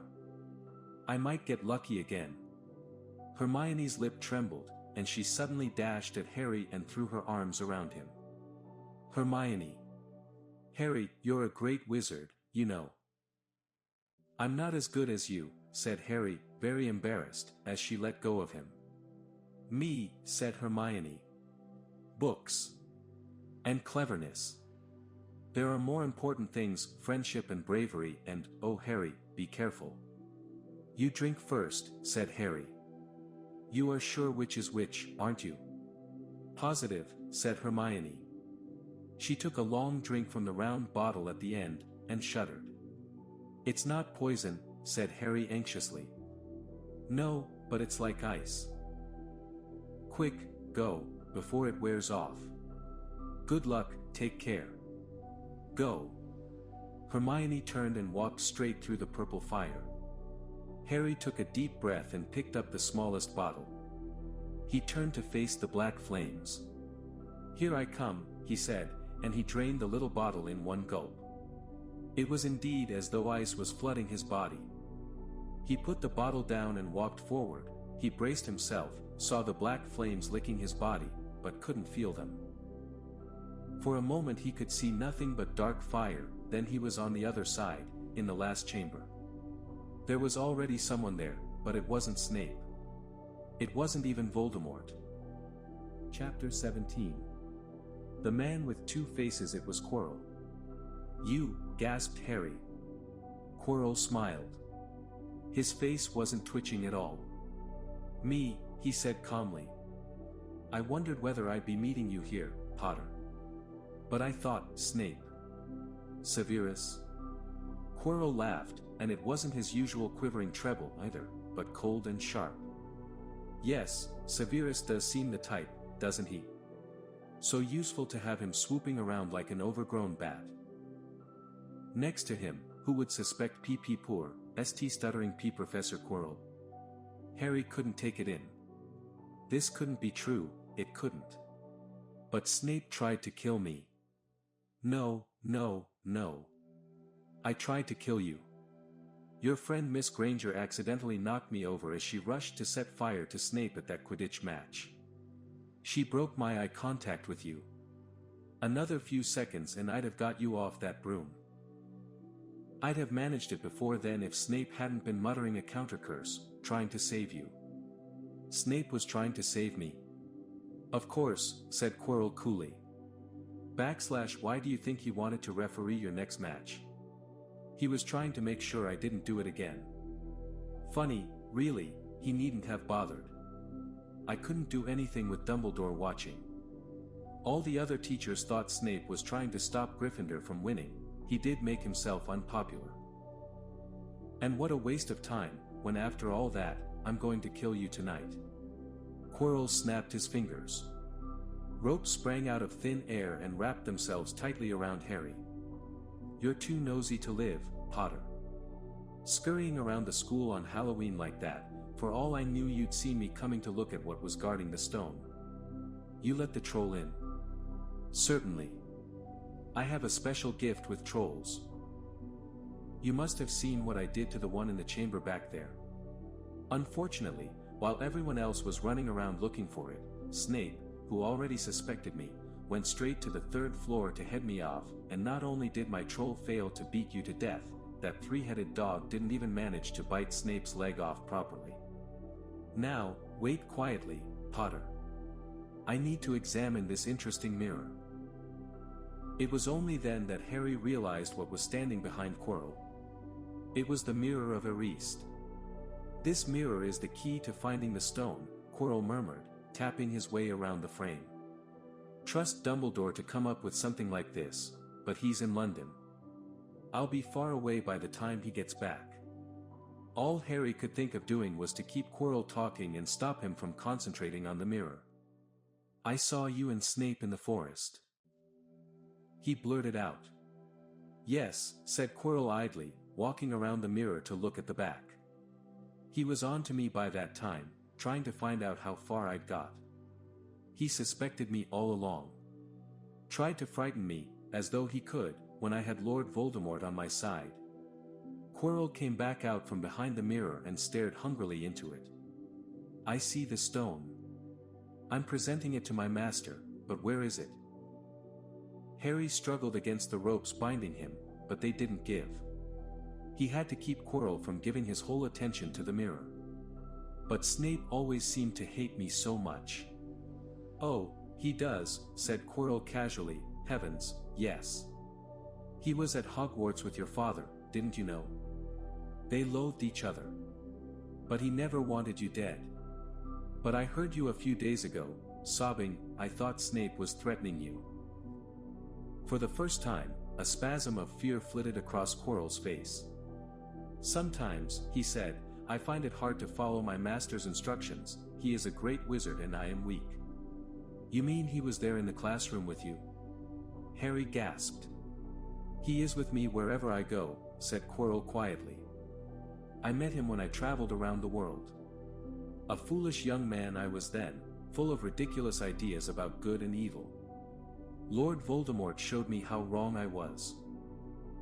There is no good and evil, there is only power, and those too weak to seek it. Since then, I have served him faithfully, although I have let him down many times. He has had to be very hard on me. Quirrell shivered suddenly. He does not forgive mistakes easily. When I failed to steal the stone from Gringotts, he was most displeased. He punished me, decided he would have to keep a closer watch on me. Quirrell's voice trailed away. Harry was remembering his trip to Diagon Alley. How could he have been so stupid? He'd seen Quirrell there that very day, shaken hands with him in the leaky cauldron. Quirrell cursed under his breath. I don't understand, is the stone inside the mirror?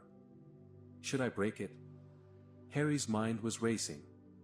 What I want more than anything else in the world at the moment, he thought, is to find the stone before Quirrell does. So if I look in the mirror, I should see myself finding it.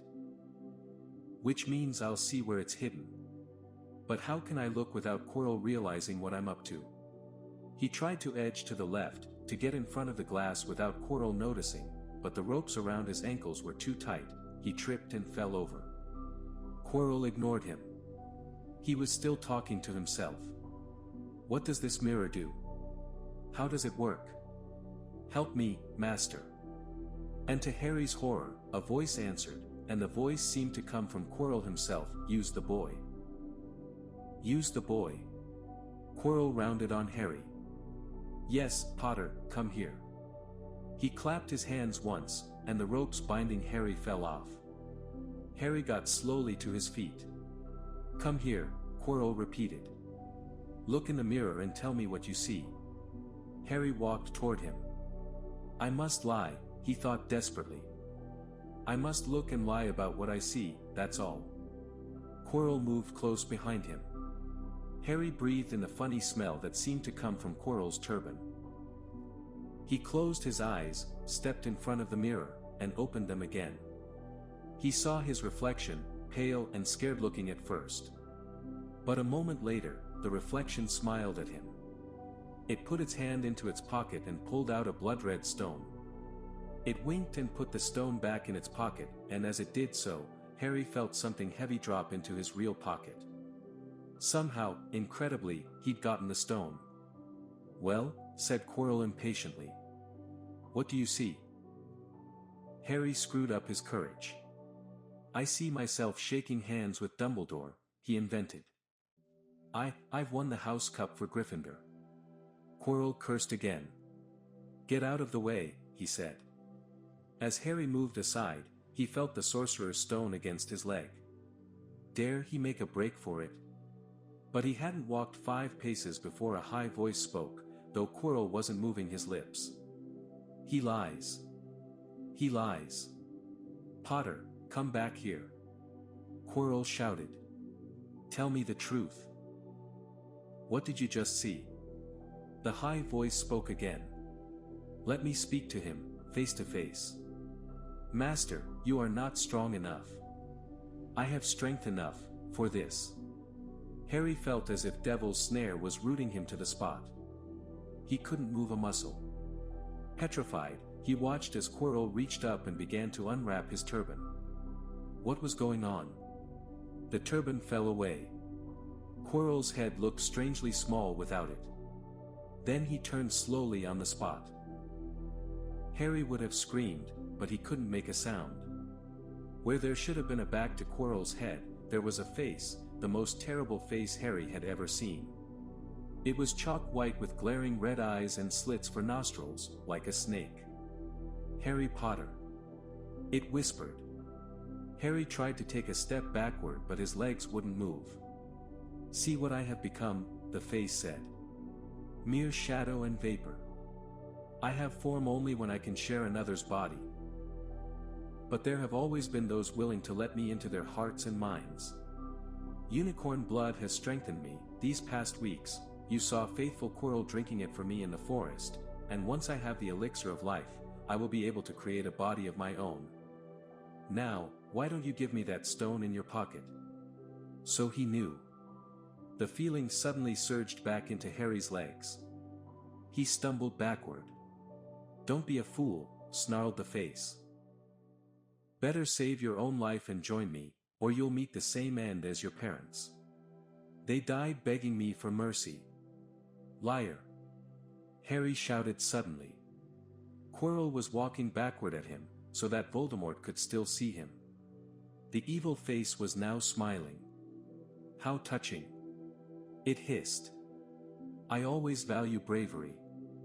Yes, boy, your parents were brave. I killed your father first, and he put up a courageous fight, but your mother needn't have died. She was trying to protect you. Now give me the stone, unless you want her to have died in vain." "Never." Harry sprang toward the flame door, but Voldemort screamed, "Seize him." And the next second, Harry felt Quirrell's hand close on his wrist. At once, a needle-sharp pain seared across Harry's scar, his head felt as though it was about to split in two. He yelled, struggling with all his might, and to his surprise, Quirrell let go of him. The pain in his head lessened. He looked around wildly to see where Quirrell had gone, and saw him hunched in pain, looking at his fingers. They were blistering before his eyes. "Seize him! Seize him!" shrieked Voldemort again, and Quirrell lunged, knocking Harry clean off his feet, landing on top of him, both hands around Harry's neck. Harry's scar was almost blinding him with pain, yet he could see Quirrell howling in agony. "Master, I cannot hold him, my hands, my hands." And Quirrell, though pinning Harry to the ground with his knees, let go of his neck and stared, bewildered, at his own palms. Harry could see they looked burned, raw, red, and shiny. "Then kill him, fool, and be done," screeched Voldemort. Quirrell raised his hand to perform a deadly curse, but Harry, by instinct, reached up and grabbed Quirrell's face. Argh. Quirrell rolled off him, his face blistering, too, and then Harry knew. Quirrell couldn't touch his bare skin, not without suffering terrible pain. His only chance was to keep hold of Quirrell, keep him in enough pain to stop him from doing a curse. Harry jumped to his feet, caught Quirrell by the arm, and hung on as tight as he could. Quirrell screamed and tried to throw Harry off. The pain in Harry's head was building. He couldn't see, he could only hear Quirrell's terrible shrieks and Voldemort's yells of, "Kill him! Kill him!" And other voices, maybe in Harry's own head, crying, "Harry! Harry!" He felt Quirrell's arm wrenched from his grasp, knew all was lost, and fell into blackness, down, down, down. Something gold was glinting just above him. The snitch! He tried to catch it, but his arms were too heavy. He blinked. It wasn't the snitch at all. It was a pair of glasses. How strange. He blinked again. The smiling face of Albus Dumbledore swam into view above him. "Good afternoon, Harry," said Dumbledore. Harry stared at him. Then he remembered, "Sir. The stone. It was Quirrell. He's got the stone. Sir, quick. Calm yourself, dear boy, you are a little behind the times," said Dumbledore. "Quirrell does not have the stone." "Then who does?" "Sir, I." "Harry, please relax, or Madame Pomfrey will have me thrown out." Harry swallowed and looked around him. He realized he must be in the hospital wing.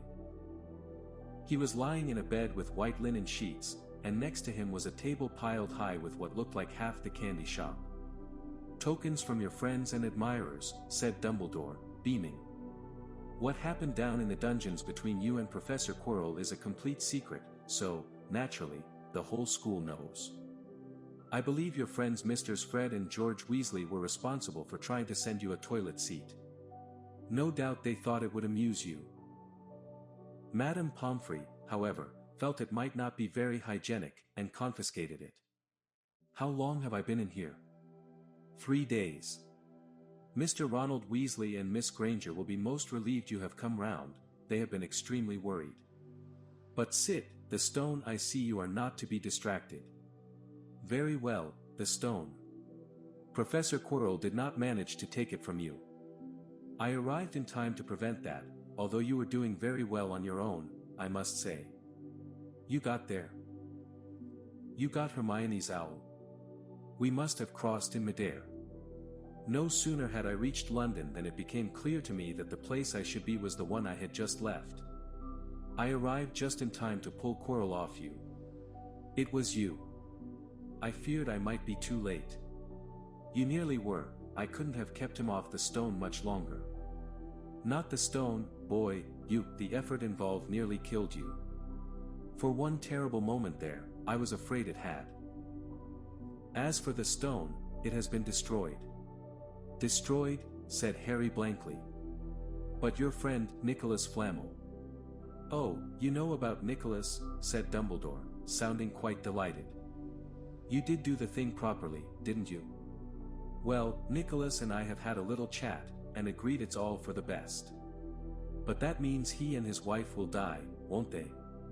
They have enough elixir stored to set their affairs in order, and then, yes, they will die. Dumbledore smiled at the look of amazement on Harry's face. To one as young as you, I'm sure it seems incredible, but to Nicholas and Perenelle, it really is like going to bed after a very, very long day. After all, to the well-organized mind, death is but the next great adventure. You know, the stone was really not such a wonderful thing. As much money and life as you could want. The two things most human beings would choose above all. The trouble is, humans do have a knack of choosing precisely those things that are worst for them. Harry lay there, lost for words. Dumbledore hummed a little and smiled at the ceiling. Sir, said Harry. I've been thinking, sir, even if the stone's gone, you know, who. Call him Voldemort, Harry. Always use the proper name for things. Fear of a name increases fear of the thing itself. Yes, sir. Well, Voldemort's going to try other ways of coming back, isn't he? I mean, he hasn't gone, has he? No, Harry, he has not. He is still out there somewhere, perhaps looking for another body to share, not being truly alive, he cannot be killed. He left Quirrell to die, he shows just as little mercy to his followers as his enemies. Nevertheless, Harry, while you may only have delayed his return to power, it will merely take someone else who is prepared to fight what seems a losing battle next time, and if he is delayed again, and again, why, he may never return to power. Harry nodded, but stopped quickly, because it made his head hurt. Then he said, "Sir, there are some other things I'd like to know, if you can tell me, things I want to know the truth about." "The truth?" Dumbledore sighed. "It is a beautiful and terrible thing, and should therefore be treated with great caution. However, I shall answer your questions unless I have a very good reason not to, in which case I beg you'll forgive me. I shall not, of course, lie. Well, Voldemort said that he only killed my mother because she tried to stop him from killing me. But why would he want to kill me in the first place?" Dumbledore sighed very deeply this time.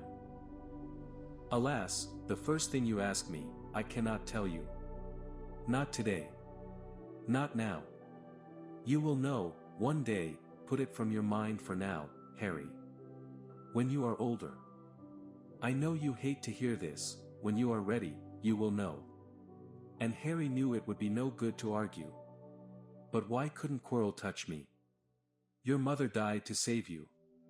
If there is one thing Voldemort cannot understand, it is love. He didn't realize that love as powerful as your mother's for you leaves its own mark. Not a scar, no visible sign, to have been loved so deeply, even though the person who loved us is gone, will give us some protection forever. It is in your very skin. Quirrell, full of hatred, greed, and ambition, sharing his soul with Voldemort, could not touch you for this reason. It was agony to touch a person marked by something so good." Dumbledore now became very interested in a bird out on the windowsill, which gave Harry time to dry his eyes on the sheet. When he had found his voice again, Harry said, "And the invisibility cloak, do you know who sent it to me?" "Ah, your father happened to leave it in my possession, and I thought you might like it." Dumbledore's eyes twinkled. "Useful things, your father used it mainly for sneaking off to the kitchens to steal food when he was here. And there's something else." "Fire away." "Quirrell," said Snape. "Professor Snape, Harry." "Yes, him." "Quirrell said he hates me because he hated my father." "Is that true?" "Well, they did rather detest each other. Not unlike yourself and Mr. Malfoy. And then, your father did something Snape could never forgive." "What?" "He saved his life." "What?" "Yes," said Dumbledore dreamily. "Funny, the way people's minds work, isn't it? Professor Snape couldn't bear being in your father's debt. I do believe he worked so hard to protect you this year because he felt that would make him and your father even. Then he could go back to hating your father's memory in peace." Harry tried to understand this, but it made his head pound, so he stopped. "And sir, there's one more thing." "Just the one. How did I get the stone out of the mirror?"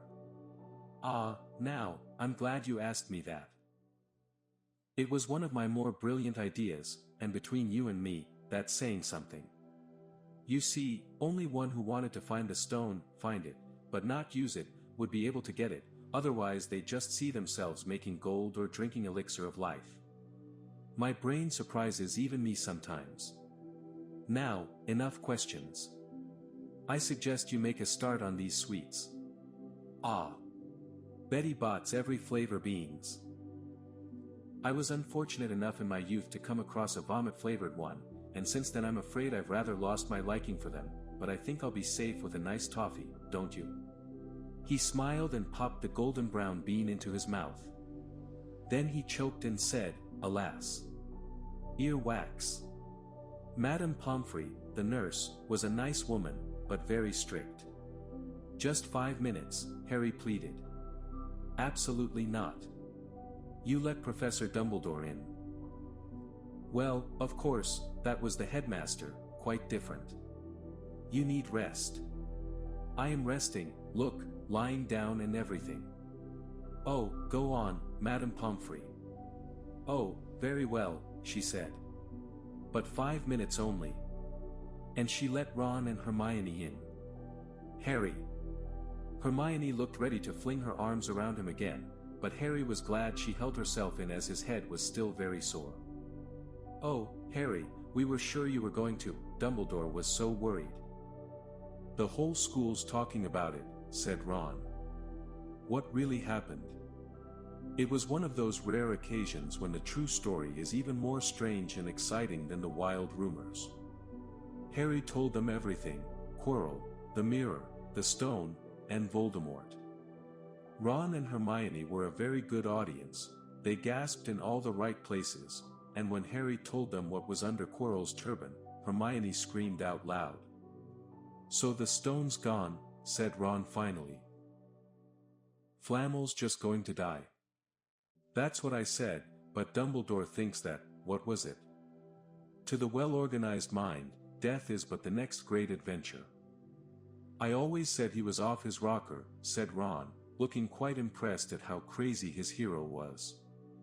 "So what happened to you two?" said Harry. "Well, I got back all right," said Hermione. "I brought Ron round, that took a while.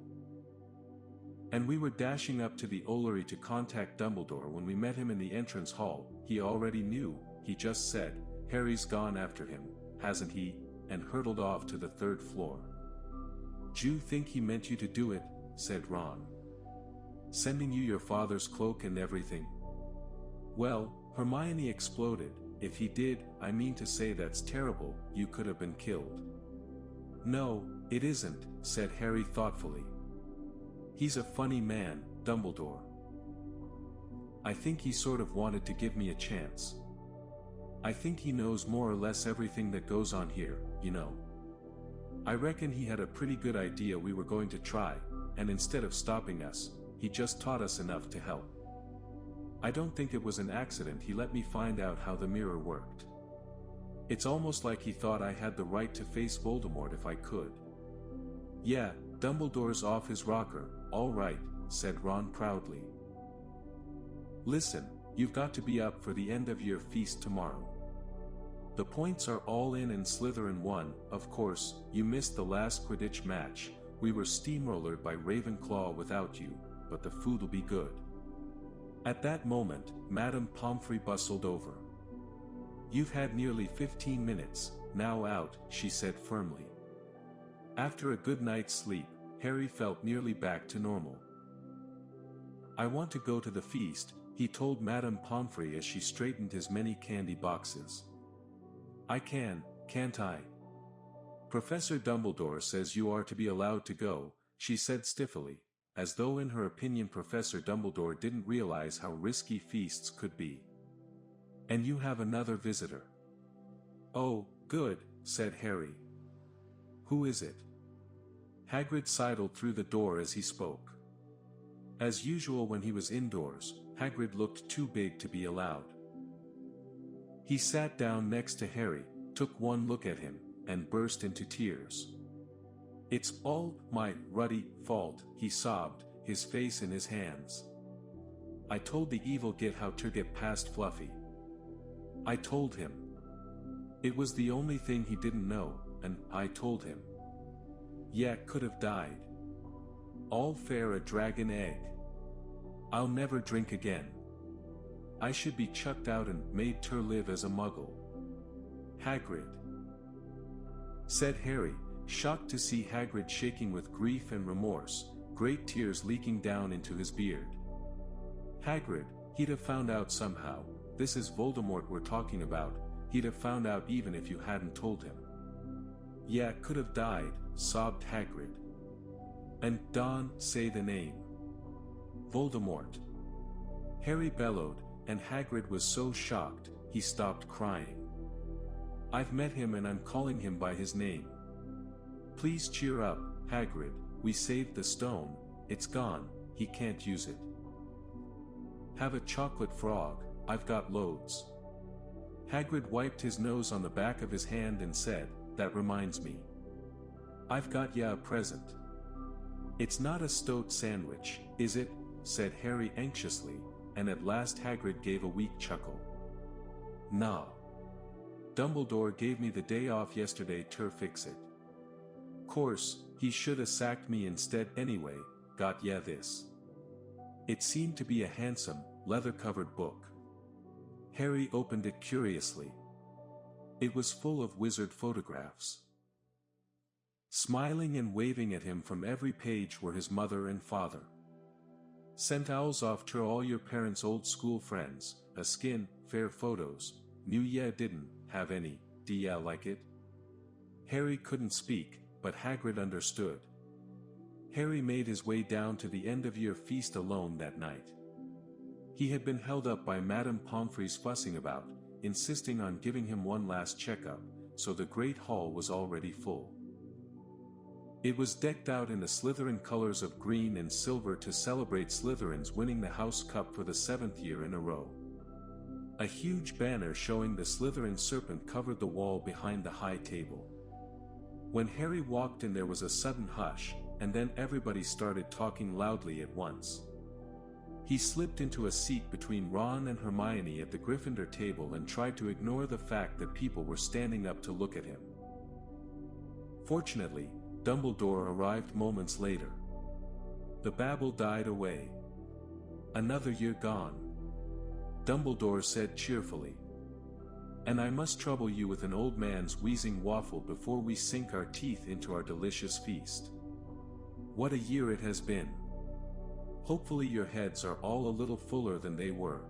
You have the whole summer ahead to get them nice and empty before next year starts. Now, as I understand it, the House Cup here needs awarding, and the points stand thus.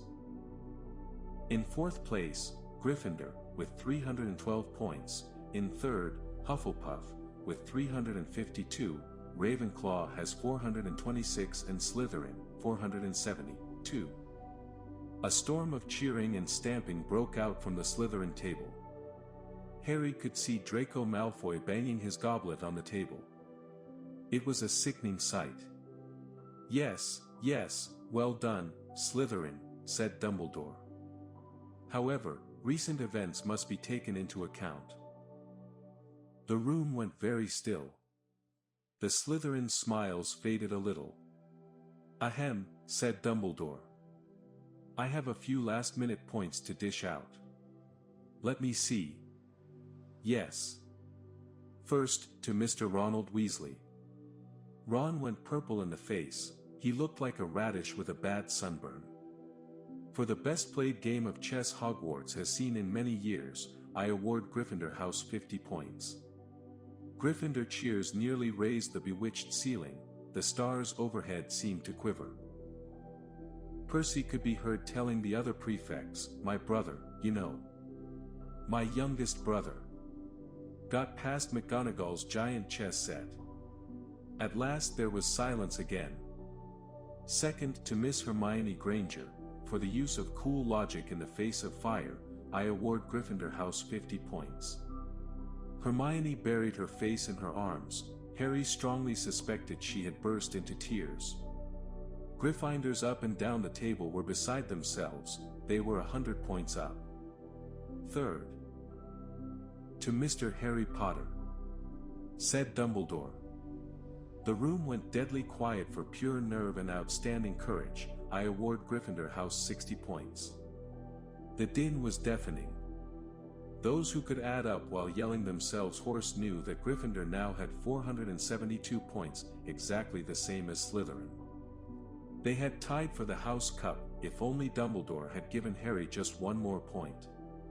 Dumbledore raised his hand. The room gradually fell silent. "There are all kinds of courage," said Dumbledore, smiling. "It takes a great deal of bravery to stand up to our enemies, but just as much to stand up to our friends. I therefore award 10 points to Mr. Neville Longbottom."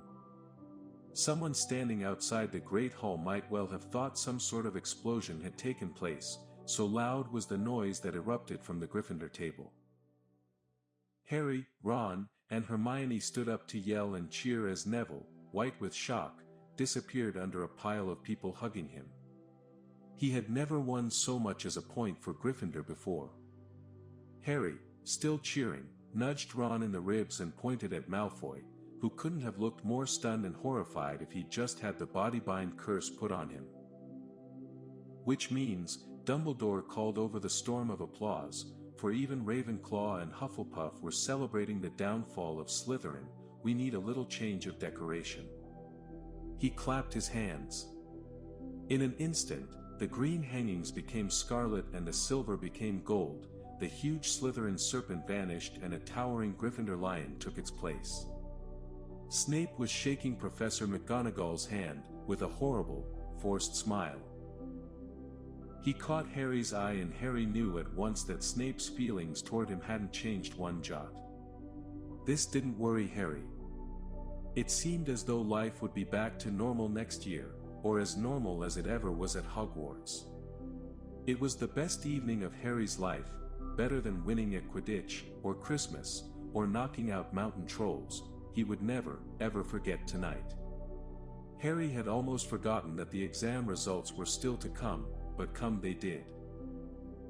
To their great surprise, both he and Ron passed with good marks. Hermione, of course, had the best grades of the first years. Even Neville scraped through, his good herbology mark making up for his abysmal potions one. They had hoped that Goyle, who was almost as stupid as he was mean, might be thrown out, but he had passed, too. It was a shame, but as Ron said, you couldn't have everything in life. And suddenly, their wardrobes were empty, their trunks were packed, Neville's toad was found lurking in a corner of the toilets, notes were handed out to all students, warning them not to use magic over the holidays. I always hope they'll forget to give us these, said Fred Weasley sadly. Hagrid was there to take them down to the fleet of boats that sailed across the lake. They were boarding the Hogwarts Express, talking and laughing as the countryside became greener and tidier. Eating Betty Bott's every flavor beans as they sped past Muggle towns, pulling off their wizard robes and putting on jackets and coats, pulling into platform 9 3/4 at King's Cross Station. It took quite a while for them all to get off the platform. A wizened old guard was up by the ticket barrier, letting them go through the gate in 2s and 3s so they didn't attract attention by all bursting out of a solid wall at once and alarming the Muggles. You must come and stay this summer, said Ron, both of you. I'll send you an owl. Thanks, said Harry, I'll need something to look forward to. People jostled them as they moved forward toward the gateway back to the Muggle world. Some of them called, "Bye, Harry. See you, Potter." Still famous, said Ron, grinning at him. Not where I'm going, I promise you, said Harry. He, Ron, and Hermione passed through the gateway together. There he is, Mom, there he is, look. It was Ginny Weasley, Ron's younger sister, but she wasn't pointing at Ron. Harry Potter, she squealed. Look, Mom. I can see, be quiet, Ginny, and it's rude to point. Mrs. Weasley smiled down at them. Busy year, she said. Very, said Harry. Thanks for the fudge and the sweater, Mrs. Weasley. Oh, it was nothing, dear. Ready, are you? It was Uncle Vernon, still purple-faced, still mustached, still looking furious at the nerve of Harry, carrying an owl in a cage in a station full of ordinary people. Behind him stood Aunt Petunia and Dudley, looking terrified at the very sight of Harry. You must be Harry's family, said Mrs. Weasley. In a manner of speaking, said Uncle Vernon. Hurry up, boy, we haven't got all day. He walked away. Harry hung back for a last word with Ron and Hermione. See you over the summer, then. Hope you have, a good holiday, said Hermione, looking uncertainly after Uncle Vernon, shocked that anyone could be so unpleasant. Oh, I will, said Harry, and they were surprised at the grin that was spreading over his face. They don't know we're not allowed to use magic at home.